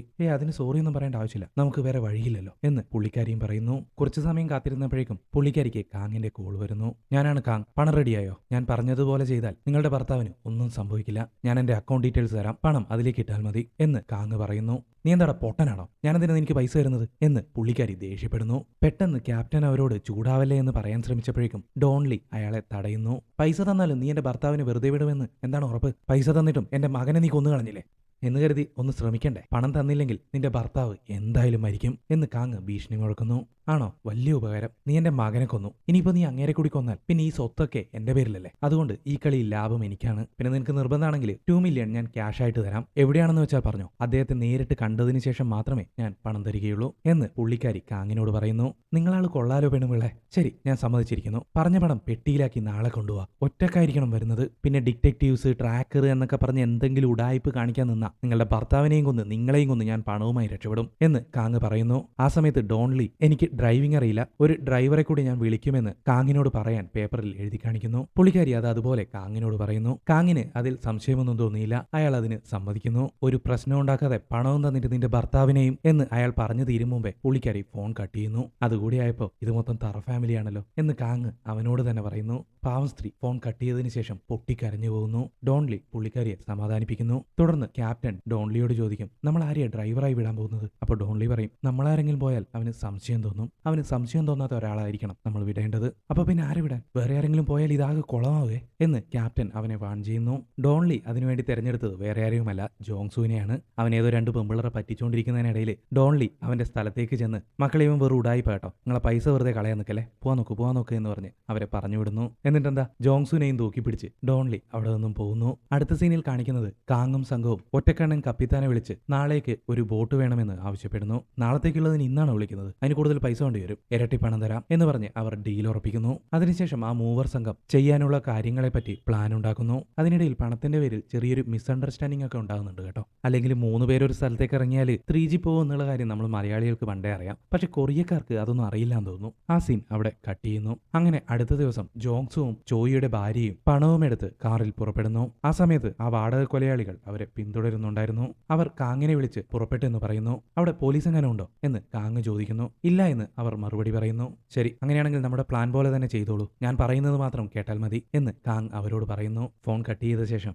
ആ പന്നി ഒളിച്ചിരുന്നിട്ട് അവൻ നമ്മളോട് ആജ്ഞാപിക്കുന്നു എന്ന് ആ കൊലയാളികൾ പരസ്പരം പറയുന്നു. വണ്ടി ഓടിക്കുന്നതിനിടയിൽ ജോങ്സു ഇടയ്ക്കിടയ്ക്ക് പിന്നിലുള്ള പണം ശ്രദ്ധിക്കുന്നുണ്ടായിരുന്നു. എന്തൊക്കെ പറഞ്ഞാലും പുള്ളി ഒരു കള്ളനല്ലേ, ഇത്രയും പണം കണ്ടാൽ എന്തായാലും അടിച്ചു മാറ്റാൻ ശ്രമിക്കും. ഏതായാലും അവരെ പിന്തുടർന്നുകൊണ്ട് ആ കൊലയാളികൾ അവരെയും ശ്രദ്ധിച്ചുകൊണ്ട് ഒരു ഡിറ്റക്റ്റീവും വാനിൽ പിന്നാലെയുണ്ട്. മറ്റൊരു വശത്ത് നേരത്തെ നമ്മുടെ ഡോൺലി ഒരു ഡിറ്റക്റ്റീവിനെ ഒഴിഞ്ഞ കെട്ടിടങ്ങളൊക്കെ തിരയാൻ വേണ്ടി പറഞ്ഞു വിട്ടില്ലേ, അവൻ ഒരു പൂട്ടിക്കിടക്കുന്ന ഫാക്ടറി കണ്ടെത്തുന്നു. അത് വളരെ വലുതാണെന്നും അതുകൊണ്ട് തിരയാൻ കുറച്ച് സമയമെടുക്കുമെന്നും അവൻ ഡോൺലിയെ വിളിച്ചറിയിക്കുന്നു. പരമാവധി വേഗത്തിലാക്ക്, ചോയി എത്രയും പെട്ടെന്ന് കണ്ടുപിടിക്കണം എന്ന് ഡോൺലി അവനോട് പറയുന്നു. ഇതേസമയം വാടക കൊലയാളികളെ പിന്തുടരുകയായിരുന്ന ഡിറ്റക്റ്റീവ് അവരുടെ കാറിൽ കാങ് ഇല്ല എന്ന് ക്യാപ്റ്റനോടും ഡോൺലിയോടും പറയുന്നു. അങ്ങനെ ഇപ്പോൾ എല്ലാവരും കാങ് കാങ് പറഞ്ഞ സ്ഥലത്തിനടുത്ത് എത്താറായിരിക്കുന്നു. പെട്ടെന്ന് ചോയിയുടെ ഭാര്യയ്ക്ക് കാങ്ങിന്റെ ഒരു ഫോൺ കോൾ വരുന്നു. കൃത്യസമയത്ത് തന്നെ എത്തിയല്ലോ, പെട്ടെന്ന് യു ടേൺ എടുക്ക് എന്ന് കാങ് അവരോട് പറയുന്നു. ഇതേ സമയം തന്നെ പിന്നാലെ വന്നിരുന്ന വാടക കൊലയാളികൾ ഒരു ട്രക്ക് തങ്ങളെ ഫോളോ ചെയ്യുന്നതായി മനസ്സിലാക്കുന്നു. ഉടൻ തന്നെ അവർ സഡൻ ബ്രേക്ക് ഇടുന്നു. അത് ആ ഡിറ്റക്റ്റീവും പ്രതീക്ഷിച്ചില്ല. അവൻ അവരുടെ വണ്ടി കടന്ന് മുന്നോട്ടേക്ക് പോയി. പക്ഷെ അവനും അവിടെ ബ്രേക്ക് ഇട്ട് കഴിഞ്ഞാൽ അവർക്ക് സംശയം തോന്നും. അതുകൊണ്ട് ഡോൺലി അവനോട് നേരെ മുന്നിലേക്ക് പോകാൻ പറയുന്നു. ഇതേ സമയം ജോങ്സു കാങ് പറഞ്ഞതുപോലെ കാർ യു ടേൺ എടുക്കുന്നു. ആ വാടക കൊലയാളികളും അവർക്ക് പിന്നാലെ യു ടേൺ എടുക്കുന്നു. അവർ നമ്മളെ ഒഴിവാക്കാൻ ശ്രമിക്കുകയാണ്, അതുകൊണ്ട് ഇത്രയും നേരം ഫോളോ ചെയ്ത വണ്ടി അവർക്ക് പിന്നാലെ പോകരുത് എന്ന് ഡോൺലി ബാക്കി ഡിറ്റക്റ്റീവ്സിന് നിർദ്ദേശം നൽകുന്നു. അങ്ങനെ ഡോൺലി പറഞ്ഞ പ്രകാരം നേരത്തെ തയ്യാറാക്കി വെച്ചിരിക്കുന്ന മറ്റൊരു വണ്ടി ആ കാറിനെ ഫോളോ ചെയ്തു പോകുന്നു. അതിനുശേഷം ഡോൺലിയും കുറച്ച് ദൂരത്തിലായി അവരെ ഫോളോ ചെയ്യാൻ തുടങ്ങി. കുറച്ചു ദൂരം അങ്ങനെ പോകുമ്പോഴേക്കും കാങ് അവരോട് വീണ്ടും യു ടേൺ എടുക്കാൻ പറയുന്നു. അതോടെ ഡോൺലി മറ്റൊരു ഡിറ്റക്റ്റീവിനെ അവർക്ക് പിന്നാലെ വിടുന്നു. ഈ സീനുകളൊക്കെ ഞാൻ പറയുമ്പോൾ അത്ര രസം തോന്നില്ല, പക്ഷെ അത് കണ്ടുകൊണ്ടിരിക്കാൻ നല്ല ത്രില്ലിംഗ് ആണ് കേട്ടോ. അതൊന്ന് കണ്ടു നോക്കണേ, മറക്കരുത്. എടാ ഇപ്പൊ തന്നെ 4 യു ടേൺ ആയി. ഇവരിതെന്താ പ്ലാൻ ചെയ്യുന്നതെന്ന് ഒരു പിടിയും കിട്ടുന്നില്ല. നമുക്ക് വേഗം അവരുടെ കമ്മ്യൂണിക്കേഷൻ ബ്ലോക്ക് ചെയ്തിട്ട് ആദ്യം ഈ കൊലയാളികളെ പിടിക്കാം, അതിനുശേഷം നമുക്ക് ചോയിയെ കണ്ടെത്താം എന്ന് ക്യാപ്റ്റൻ ഇറിറ്റേറ്റഡ് ആയി ഡോൺലിയോട് പറയുന്നു. അത് ശരിയാവില്ല, ചോയിയാണ് ഇമ്പോർട്ടന്റ്, നമുക്ക് ആദ്യം അയാളെ കണ്ടെത്തണം എന്ന് ഡോൺലി മറുപടി പറയുന്നു. ഇതേ സമയം ഡോൺലി അയച്ചിരുന്ന ആ ഡിറ്റക്റ്റീവ് ചോയിയുടെ കാർ കണ്ടെത്തുന്നു. അയാൾ ഓടിച്ചെന്ന് ആ കാറിന്റെ ഡിക്കി തുറന്നു നോക്കുന്നു. പക്ഷെ അതിനുള്ളിൽ ചോയി ഉണ്ടായിരുന്നില്ല. ഉടനെ തന്നെ അയാൾ ഇക്കാര്യം ഡോൺലിയെ വിളിച്ചു പറയുന്നു. അയാൾ കാറിലില്ല, അതുകൊണ്ട് ഞാൻ ബിൽഡിംഗ് ഒന്ന് പരിശോധിക്കാൻ പോവുകയാണ് എന്ന് അവൻ ഡോൺലിയോട് പറയുന്നു. ഉടനെ തന്നെ ഡോൺലി അക്കാര്യം ക്യാപ്റ്റനെ വിളിച്ചു പറയുന്നു. ശരി, എന്നാൽ ഞങ്ങൾ അങ്ങോട്ടേക്ക് പൊക്കോളാമെന്ന് പറഞ്ഞ് ക്യാപ്റ്റനും സംഘവും അങ്ങോട്ടേക്ക് പുറപ്പെടുന്നു. ഇതേ സമയം ആ ഡിറ്റക്റ്റീവ് ബിൽഡിങ്ങിനുള്ളിൽ സെർച്ച് ചെയ്ത് ചോയിയെ കണ്ടെത്തുന്നു. അയാൾ വളരെ അവശനായിരുന്നു. ഉടനെ തന്നെ ഡിറ്റക്റ്റീവ് അയാളെയും കൂട്ടി ആ ബിൽഡിങ്ങിൽ നിന്നും പുറത്തേക്ക് വരാൻ ശ്രമിക്കുന്നു. പക്ഷെ അവർ കാണാതെ പിന്നാലെ വന്ന കാങ് ആ ഡിറ്റക്റ്റീവിനെ കത്തിയെടുത്ത് വയറിൽ കുത്തി പരിക്കേൽപ്പിക്കുന്നു. വീണ്ടും കുത്താൻ ശ്രമിച്ചപ്പോഴേക്കും അയാൾ കാങ്ങിനെ തടയുന്നു. അതിനിടയിൽ കുറച്ച് പോലീസുകാർ അങ്ങോട്ടേക്ക് വരുന്നു. അതോടെ വേറെ രക്ഷയില്ലാതെ കാങ് അവിടെ ഉണ്ടായിരുന്ന കാറും എടുത്ത് രക്ഷപ്പെടുന്നു. അപ്പോഴേക്കും ക്യാപ്റ്റനും അവിടെ എത്തി. അദ്ദേഹം ഡോൺലിയെ വിളിച്ചിട്ട് ചോയിയെ കിട്ടിയ കാര്യം പറയുന്നു. അപ്പോഴാണ് ദോങ്ക്യൂൻ എന്ന ഡിറ്റക്റ്റീവിനെ കുത്തുകൊണ്ടിരിക്കുന്നത് ക്യാപ്റ്റൻ ശ്രദ്ധിക്കുന്നത്. ക്യാപ്റ്റൻ വേഗം അയാളുടെ അടുത്തേക്ക് പോയിരിക്കുന്നു. സോറി ക്യാപ്റ്റൻ, എനിക്ക് അവനെ പിടിക്കാൻ കഴിഞ്ഞില്ല, അവൻ എന്നെ കുത്തിയിട്ട് രക്ഷപ്പെട്ട് കളഞ്ഞു എന്ന് ദോങ്ക്യൂൻ ക്യാപ്റ്റനോട് പറയുന്നു. അപ്പോൾ ഡോൺലി ഇപ്പോഴും ഫോണിലല്ലേ ഉള്ളത്, എന്താ എന്താ എന്താ പറ്റിയത് അവിടെ എന്ന് ഡോൺലി ക്യാപ്റ്റനോട് ചോദിക്കുന്നു. ആ നാറി കാങ് ദോങ്ക്യൂനെ കുത്തിയിട്ട് രക്ഷപ്പെട്ട് കളഞ്ഞു എന്ന് ക്യാപ്റ്റൻ ദേഷ്യത്തോടെ ഡോൺലിയോട് പറയുന്നു. അതോടെ ഡോൺലിക്ക് കാങ്ങിനോടുള്ള ദേഷ്യം ഇരട്ടിച്ചു. ഇതേ സമയം കാങ് മറ്റു 2 വാടക കൊലയാളികളെ ഫോൺ വിളിക്കുന്നു. എടാ, പോലീസ് നമ്മുടെ പിറകെയുണ്ട്, വേഗം ഈ പ്ലാൻ ഉപേക്ഷിച്ചിട്ട് ഹോട്ടലിലേക്ക് വാ, ആ കാറും കളഞ്ഞേക്ക് എന്ന് കാങ് അവരോട് പറയുന്നു. പോലീസോ? ഞങ്ങൾ പോലീസിനെ ഒന്നും കാണുന്നില്ലല്ലോ, നീ ഒരുമാതിരി അടവറക്കല്ലേ, പണം കൊണ്ട് നീ ഒറ്റക്ക് മുങ്ങാനുള്ള പ്ലാനല്ലേ ഇത്, നീ ഓർഡർ ചെയ്യാൻ നിൽക്കരുത് കേട്ടോ എന്നും പറഞ്ഞ് അവർ കാങ്ങിനോട് ദേഷ്യപ്പെടുന്നു. നിന്റെ ഈ നാക്ക് നിങ്ങളെ കൊലക്ക് കൊടുക്കും എന്ന് കാങ് അവരോട് പറയുന്നു. നീ എന്ത് വേണമെങ്കിലും പറഞ്ഞോ, പക്ഷെ ആ പൈസ ഞങ്ങൾ എടുക്കാൻ പോവുകയാണ്, നീ പോയി നിന്റെ പണി നോക്കടാ എന്നും പറഞ്ഞ് കൊലയാളികൾ ആ ഫോൺ കട്ട് ചെയ്യുന്നു. ആര് പണം സ്വന്തമാക്കുമെന്ന് നമുക്ക് നോക്കാം എന്ന് സ്വയം പറഞ്ഞിട്ട് കാങ് വണ്ടി യു ടേൺ അടിക്കുന്നു. തുടർന്ന് നമ്മുടെ ഡോൺലി ജാങ്സുവിനെ ഫോൺ വിളിക്കുന്നു. എന്നിട്ട് ഫോൺ സ്പീക്കറിലിടാൻ പറഞ്ഞ് ചോയിയെ കണ്ടെത്തിയ കാര്യം അയാളുടെ ഭാര്യയോട് പറയുന്നു. അത് കേട്ടതോടെ പുള്ളിക്കാരിക്ക് സമാധാനമാവുന്നു. അതിനുശേഷം ഡോൺലി ജാങ്സുവിനെ പറയും, നിങ്ങളുടെ പിന്നാലെ ഒരു വെള്ള കാർ വരുന്നത് കണ്ടോ, അത് നിങ്ങളെ പിന്തുടരുന്ന കൊലയാളികളാണ്, അവരുടെ പിടിയിൽപ്പെടാതെ ഞാൻ പറയുന്നത് വരെ ഇതേ വേഗതയിൽ തന്നെ കാറ് മുന്നോട്ടേക്ക് ഓടിച്ചുകൊണ്ടിരിക്കുക എന്ന് ഡോൺലി അവനോട് പറയുന്നു. കുറച്ച് സമയം കഴിഞ്ഞപ്പോഴേക്കും ആ കൊലയാളികൾ ഇവരുടെ കാറിന് വട്ടം വയ്ക്കുന്നു. അപ്പോഴേക്കും ബാക്കിയുള്ള ഡിറ്റക്റ്റീവ്സും അവരെ വളഞ്ഞു പിടിക്കാൻ ശ്രമിക്കുന്നു. പക്ഷെ ജോങ്സു അവരെല്ലാം വെട്ടിച്ച് കാറ് വളച്ചൊടിച്ചെടുത്ത് ഒരു മാളിന്റെ പാർക്കിംഗ് സ്പേസിലേക്ക് പോകുന്നു. ആ കൊലയാളികളും അവർക്ക് പിന്നാലെ അതിനുള്ളിലേക്ക് പോകുന്നു. പക്ഷെ ഡിറ്റക്റ്റീവിന് അവരുടെ ട്രക്ക് വലുതായതിനാൽ അതിനുള്ളിലേക്ക് കയറ്റാൻ സാധിച്ചില്ല. അയാൾ വണ്ടിയിൽ നിന്നും ഇറങ്ങി അവർക്ക് പിന്നാലെ തന്നെ ഓടുന്നു. ഉള്ളിലേക്ക് വേഗത്തിൽ ഓടിച്ചു കയറ്റുന്നതിനിടയിൽ ആ കൊലയാളികളുടെ കാറ് മറ്റൊരു കാറുമായിട്ട് കൂട്ടിയിടിക്കുന്നു. ആ സമയം നോക്കി ജോങ്സുവും ചോയിയുടെ ഭാര്യയും കാറിനുള്ളിൽ നിന്നും പുറത്തേക്ക് ഇറങ്ങുന്നു. അവിടെ നിന്ന് വേഗം രക്ഷപ്പെടാമെന്ന് ചോയിയുടെ ഭാര്യ പറയുമ്പോൾ ജോങ്സു പിന്നിലുള്ള പണപ്പെട്ടി എടുക്കാനാണ് ശ്രമിച്ചുകൊണ്ടിരുന്നത്. അപ്പോഴേക്കും ആ കൊലയാളികൾ അങ്ങോട്ടേക്ക് എത്തുന്നു. അവരെ കണ്ടതും ചോയിയുടെ ഭാര്യ ജോങ്സുവിനോട് പറയും, വാ അത് വിട്ടേക്ക്, നമുക്ക് രക്ഷപ്പെടാം എന്ന് പറഞ്ഞ് ചോയിയുടെ ഭാര്യ ആ മാളിന് മുകളിലേക്ക് ഓടിക്കയറാൻ ശ്രമിക്കുന്നു. പക്ഷെ ജോങ്സു എന്ത് ചെയ്തു എന്നറിയോ, ആ കാറും എടുത്ത് അവിടെ നിന്നും രക്ഷപ്പെടാൻ ശ്രമിക്കുന്നു. അപ്പൊ കൊലയാളികളിൽ ഒരുത്തൻ ആ കാറിന് മുകളിലേക്ക് ചാടി വീഴുന്നു. അവനെയും തൂക്കിയെടുത്തുകൊണ്ട് മരണവേഗത്തിൽ കാർ ഓടിക്കുകയാണ് ജോങ്സു. ഇതേ സമയം മറ്റേ കൊലയാളി ചോയിയുടെ ഭാര്യയ്ക്ക് പിന്നാലെ ഓടുന്നു. ജോങ്സു കാറ് നിർത്താതെ ഓടിച്ചുകൊണ്ടേയിരിക്കുകയാണ്. ഉള്ളിലേക്കെത്തിയ പോലീസുകാരൻ അവരെ തടയാൻ ശ്രമിച്ചെങ്കിലും സാധിച്ചില്ല. കുറെ കൂടി മുന്നിലേക്ക് വേഗത്തിൽ പോയിട്ട് ജോങ്സു കാറ് സഡൻ ബ്രേക്ക് ഇടുന്നു. അതോടെ മുകളിലുണ്ടായിരുന്നവൻ തെറിച്ചു വീഴുന്നു. തുടർന്ന് ജോങ്സു അവിടെ നിന്ന് കാറുമെടുത്ത് ഓടിച്ചു പോകുന്നു. ഇതേ സമയം പുറത്ത് അങ്ങോട്ടേക്ക് വരികയായിരുന്ന ഡോൺലി പുറത്ത് നിർത്തിയിട്ടിരിക്കുന്ന ഡിറ്റക്റ്റീവിന്റെ വണ്ടി കണ്ട് കാറ് നിർത്തി ആ മാളിലേക്ക് കയറുന്നു. ഇതേ സമയം താഴെ പാർക്കിംഗ് സ്പേസിൽ ആ കൊലയാളി ഡിറ്റക്റ്റീവിനെ ആക്രമിക്കാൻ തുടങ്ങി. ഒടുവിൽ അവൻ ആ ഡിറ്റക്റ്റീവിനെ കയ്യിലുണ്ടായിരുന്ന മഴ വെച്ച് വെട്ടാനായി ഓങ്ങിയപ്പോഴേക്കും മറ്റൊരു ഡിറ്റക്റ്റീവ് ഡിറ്റക്റ്റീവ് വന്ന് ആ കൊലയാളിയെ തട്ടിയിടുന്നു. ഒടുവിൽ ആ 2 ഡിറ്റക്റ്റീവ്സും ചേർന്ന് അവനെ പിടിച്ച് വലിച്ചു കൊണ്ടുപോയി കാറിന്റെ ചില്ലിലേക്ക് തലയിടിച്ച് അവശനാക്കുന്നു. ശേഷം രണ്ടുപേരും കൂടി കഷ്ടപ്പെട്ട് അവന്റെ കൈ പിന്നിലേക്ക് കെട്ടി വിലങ്ങണിയിക്കുന്നു. അപ്പോഴേക്കും ബാക്കിയുള്ള ഡിറ്റക്റ്റീവ്സും അങ്ങോട്ടേക്ക് എത്തി അവരെ സഹായിക്കുന്നു. ഇതേസമയം മാളിനുള്ളിൽ ആ കൊലയാളി കത്തിയുമെടുത്ത് ജോയിയുടെ ഭാര്യയെ കൊല്ലുന്നതിന് വേണ്ടി അവളുടെ പിന്നാലെ പോവുകയാണ്. നമ്മുടെ ഡോൺലിയും അതേ മാളിൽ തന്നെയല്ലേ ഉള്ളത്. ആൾക്കാരുടെ നിലവിളി കേട്ട് ഡോൺലി ആ ഭാഗത്തേക്ക് പോകുന്നു. അപ്പോഴേക്കും ആ കൊലയാളി ജോയിയുടെ ഭാര്യയെ പിടിച്ചിരുന്നു. അവളുടെ കഴുത്തിൽ കുത്തിപ്പിടിച്ച് എവിടെയാം ഡ്രൈവർ മലരൻ, അവൻ ആ പണവും കൊണ്ട് എങ്ങോട്ടേക്കാ പോയത് എന്ന് അവളോട് ചോദിക്കുന്നു. അവൻ അവളെ കുത്താൻ കത്തി ഓങ്ങിയതും നമ്മുടെ ഡോൺലി അവിടെ എത്തി അവന്റെ കൈ പിടിച്ച് തിരിക്കുന്നു. അവൻ വേദന കൊണ്ട് അലറാൻ തുടങ്ങി. മാഡം, ഇവിടെ നിന്ന് വേഗം പോയിക്കോളൂ എന്ന് പറഞ്ഞ് ഡോൺലി പുള്ളിക്കാരിയെ പറഞ്ഞയക്കുന്നു. പിന്നെ അവിടെ ആ കില്ലർക്ക് എന്ത് സംഭവിച്ചു എന്ന് ഞാൻ പറയണ്ടല്ലോ, അത് നിങ്ങളൊന്ന് കണ്ടു നോക്കുക കേട്ടോ.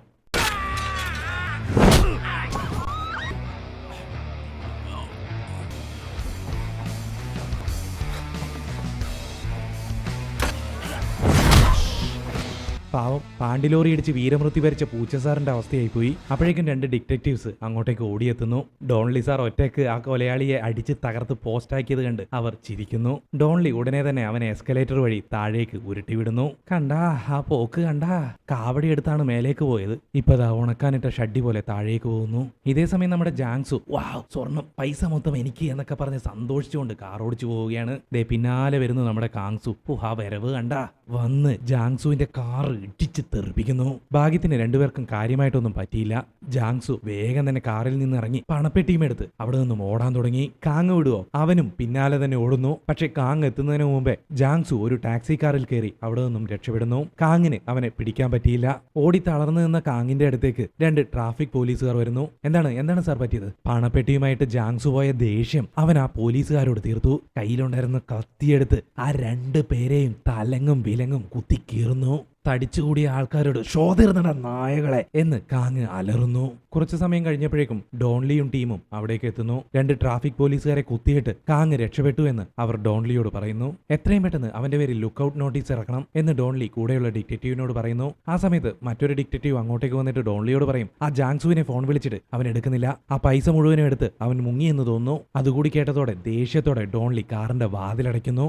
ആ സീൻ കട്ട് ചെയ്ത് കാങ്ങിനെയാണ് കാണിക്കുന്നത്. അവൻ ഹോട്ടൽ മുറിയിൽ നിന്നും കത്തികളും അവന്റെ സാധനങ്ങളും ഒക്കെ എടുത്ത് രക്ഷപ്പെടാൻ തയ്യാറാവുകയാണ്. ആ സമയത്ത് ടിവിയിൽ ഒരു ന്യൂസ് കാണുന്നു. ഒന്ന് അവനെ കുറിച്ചുള്ള ന്യൂസും മറ്റൊന്ന് ജാങ്സുവിനെ കുറിച്ചുള്ള ന്യൂസും. അതിൽ ജാങ്സു എന്ന് പറയുന്ന വ്യക്തി പോലീസുകാരെ കബളിപ്പിച്ച് $2 ബില്യൺ കടന്നു കളഞ്ഞുവെന്നും ബോട്ട് മാർഗം ചൈനയിലേക്ക് രക്ഷപ്പെടാൻ ശ്രമിക്കുന്നതായി സൂചനകൾ ലഭിച്ചു എന്നും വാർത്തയിൽ പറയുന്നു. കൊറിയയിൽ നിന്നും ചൈനയിലേക്ക് കള്ളവണ്ടി കയറണമെങ്കിൽ അത് ഒറ്റക്കണ്ണൻ സ്രാങ്ക് തന്നെ വിചാരിക്കണം. അത് നമ്മുടെ കാങ്ങിനറിയാം. അങ്ങനെ കാങ് ആ ഹോട്ടൽ മുറിയിൽ നിന്നും പുറപ്പെടുന്നു. ആ സീൻ കട്ട് ചെയ്ത് ജാങ്സുവിനെയാണ് കാണിക്കുന്നത്. വാർത്തയിൽ പറഞ്ഞതുപോലെ തന്നെ അവനിപ്പോ ബോട്ട് ജെട്ടിയിലാണുള്ളത്. അവൻ ഒറ്റക്കണ്ണൻ സ്രാങ്കിനെ വിളിക്കുന്നു. എനിക്ക് ഇന്ന് തന്നെ ചൈനയിലേക്ക് ഒരു വണ്ടി അറേഞ്ച് ചെയ്ത് തരണം എന്ന് അവൻ ഒറ്റക്കണ്ണനോട് പറയുന്നു. ഇന്നോ? അതിനൊക്കെ വലിയ പൈസയാവും, നീ പറയുന്നതിന്റെ ഇരട്ടിയുടെ ഇരട്ടി തരാം, എനിക്ക് ഇന്ന് തന്നെ വണ്ടി വേണം എന്ന് അവൻ ഒറ്റക്കണ്ണനോട് പറയുന്നു. പൈസ ഉണ്ടെങ്കിൽ പിന്നെ എനിക്ക് എന്താ പ്രശ്നം, വണ്ടി റെഡിയായിരിക്കും, ഞാൻ എന്റെ ആളെ വിട്ടേക്കാം, അവന്റെ കൂടെ ഇങ്ങ് വന്നാ മതി എന്ന് ഒറ്റക്കണ്ണൻ അവനോട് പറയുന്നു. അങ്ങനെ ഒറ്റക്കണ്ണൻ ഫോൺ കട്ട് ചെയ്തപ്പോഴേക്കും കാങ് അവിടേക്ക് എത്തുന്നു. ഒറ്റക്കണ്ണന് ഒന്നും പ്രതികരിക്കാൻ കഴിയും മുമ്പേ അവൻ ആ മുറിക്കുള്ളിലേക്ക് കടന്നു വന്ന് ഒറ്റക്കണ്ണന്റെ കഴുത്ത് പിടിച്ച് കയ്യിലുണ്ടായിരുന്ന കത്തി അവന്റെ തൊട്ടടുത്തായിട്ട് കുത്തി ഇറക്കുന്നു.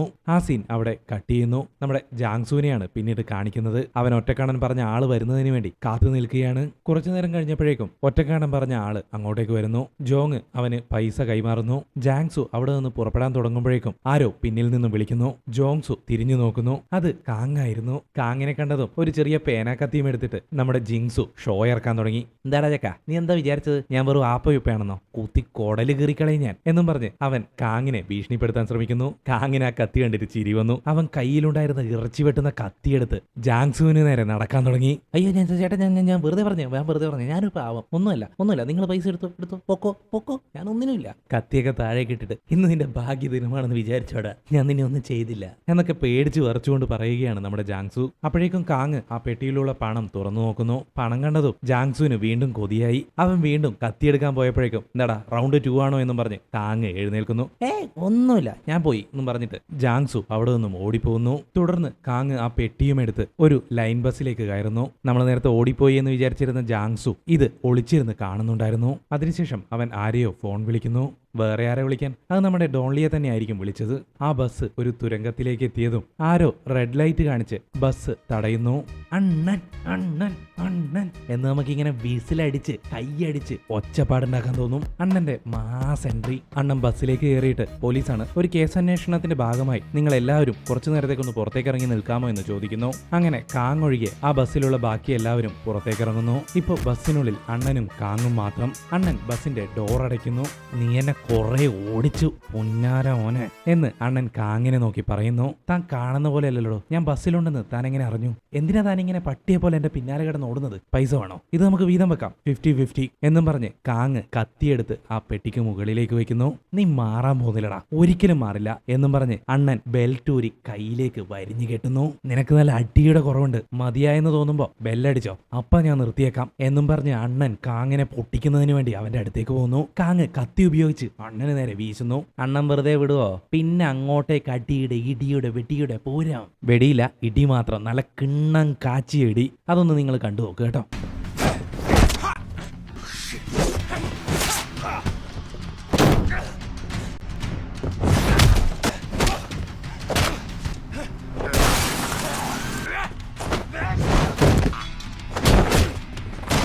അണ്ണൻ്റെ ഇടി താങ്ങാനൊന്നും ഒരു കാങ്ങും വളർന്നില്ല മോനെ. ശേഷം അണ്ണനും പുറത്തേക്ക് ഇറങ്ങി വരുന്നു. അവനെ പിടിച്ച് വലിച്ചു കൊണ്ടുപോകാൻ നോക്കുമ്പോൾ അവൻ വീണ്ടും മുണ കാണിക്കുന്നു. ഡോൺലിയണ്ണൻ 2 കുത്തും കൂടി അവന്റെ വയറിന് കുത്തിയിട്ട് അവനെ പിടിച്ച് വലിച്ച് കാറിന്റെ മുകളിലേക്ക് ഒറ്റയേറ്. ശേഷം അണ്ണൻ അവനെ പിടിക്കാൻ പോകുമ്പോൾ അവൻ കാറിന്റെ വൈപ്പർ വലിച്ചെടുത്ത് അണ്ണനിട്ടൊരൊറ്റയടി.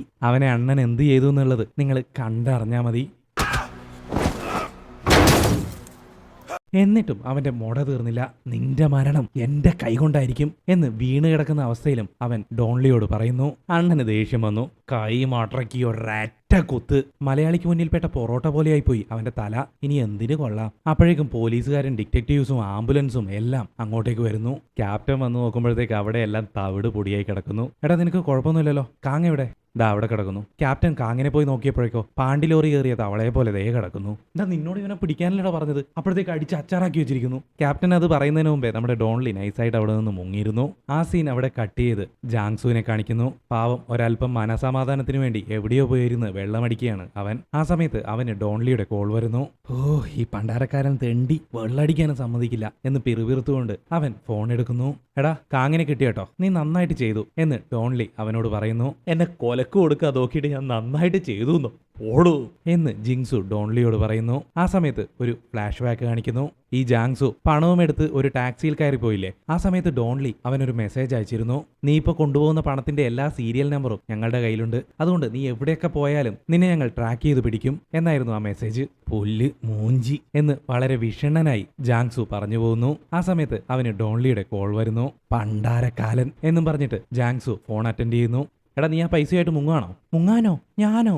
ഞാൻ ആ കാങ്ങിനെ ഒഴിവാക്കാൻ വേണ്ടി നോക്കിയല്ലേ? ഓ ആണോ? അങ്ങനെയാണെന്ന് ഈ രാജ്യം വിട്ടോടാ. നീ ഒരു കാര്യം ചെയ്യ്, ആ ഒറ്റക്കണ്ണനെ വിളിച്ചിട്ട് ചൈനയിലേക്കുള്ള ഒരു ബോട്ട് ബുക്ക് ചെയ്തിട്ട് അതിൽ കയറി സ്ഥലം വിട്ടോ, ആ പൈസയും നീ വെച്ചോ എന്ന് ഡോൺലി ജാങ്സുവിനോട് പറയുന്നു. അത് കേട്ടപ്പോൾ അവന് അവന്റെ കാതുകളെ വിശ്വസിക്കാനായില്ല. അങ്ങനെയാണ് ജാങ്സു ഒറ്റക്കണ്ണനെ വിളിച്ചതും അവിടെ പോയതും കാങ് വന്നതും കാങ്ങിനെ പിടിച്ചതുമെല്ലാം സംഭവിച്ചത്. എല്ലാം ഡോൺലിയുടെ പ്ലാനായിരുന്നു. വീണ്ടും പ്രസന്റിലേക്ക് വരുന്നു. സത്യം പറയടാ, നീ ആ ക്യാഷുമായിട്ട് മുങ്ങാൻ ശ്രമിച്ചതല്ലേ എന്ന് ഡോൺലി ജാങ്സുവിനോട് ചോദിക്കുന്നു. Hello hello hello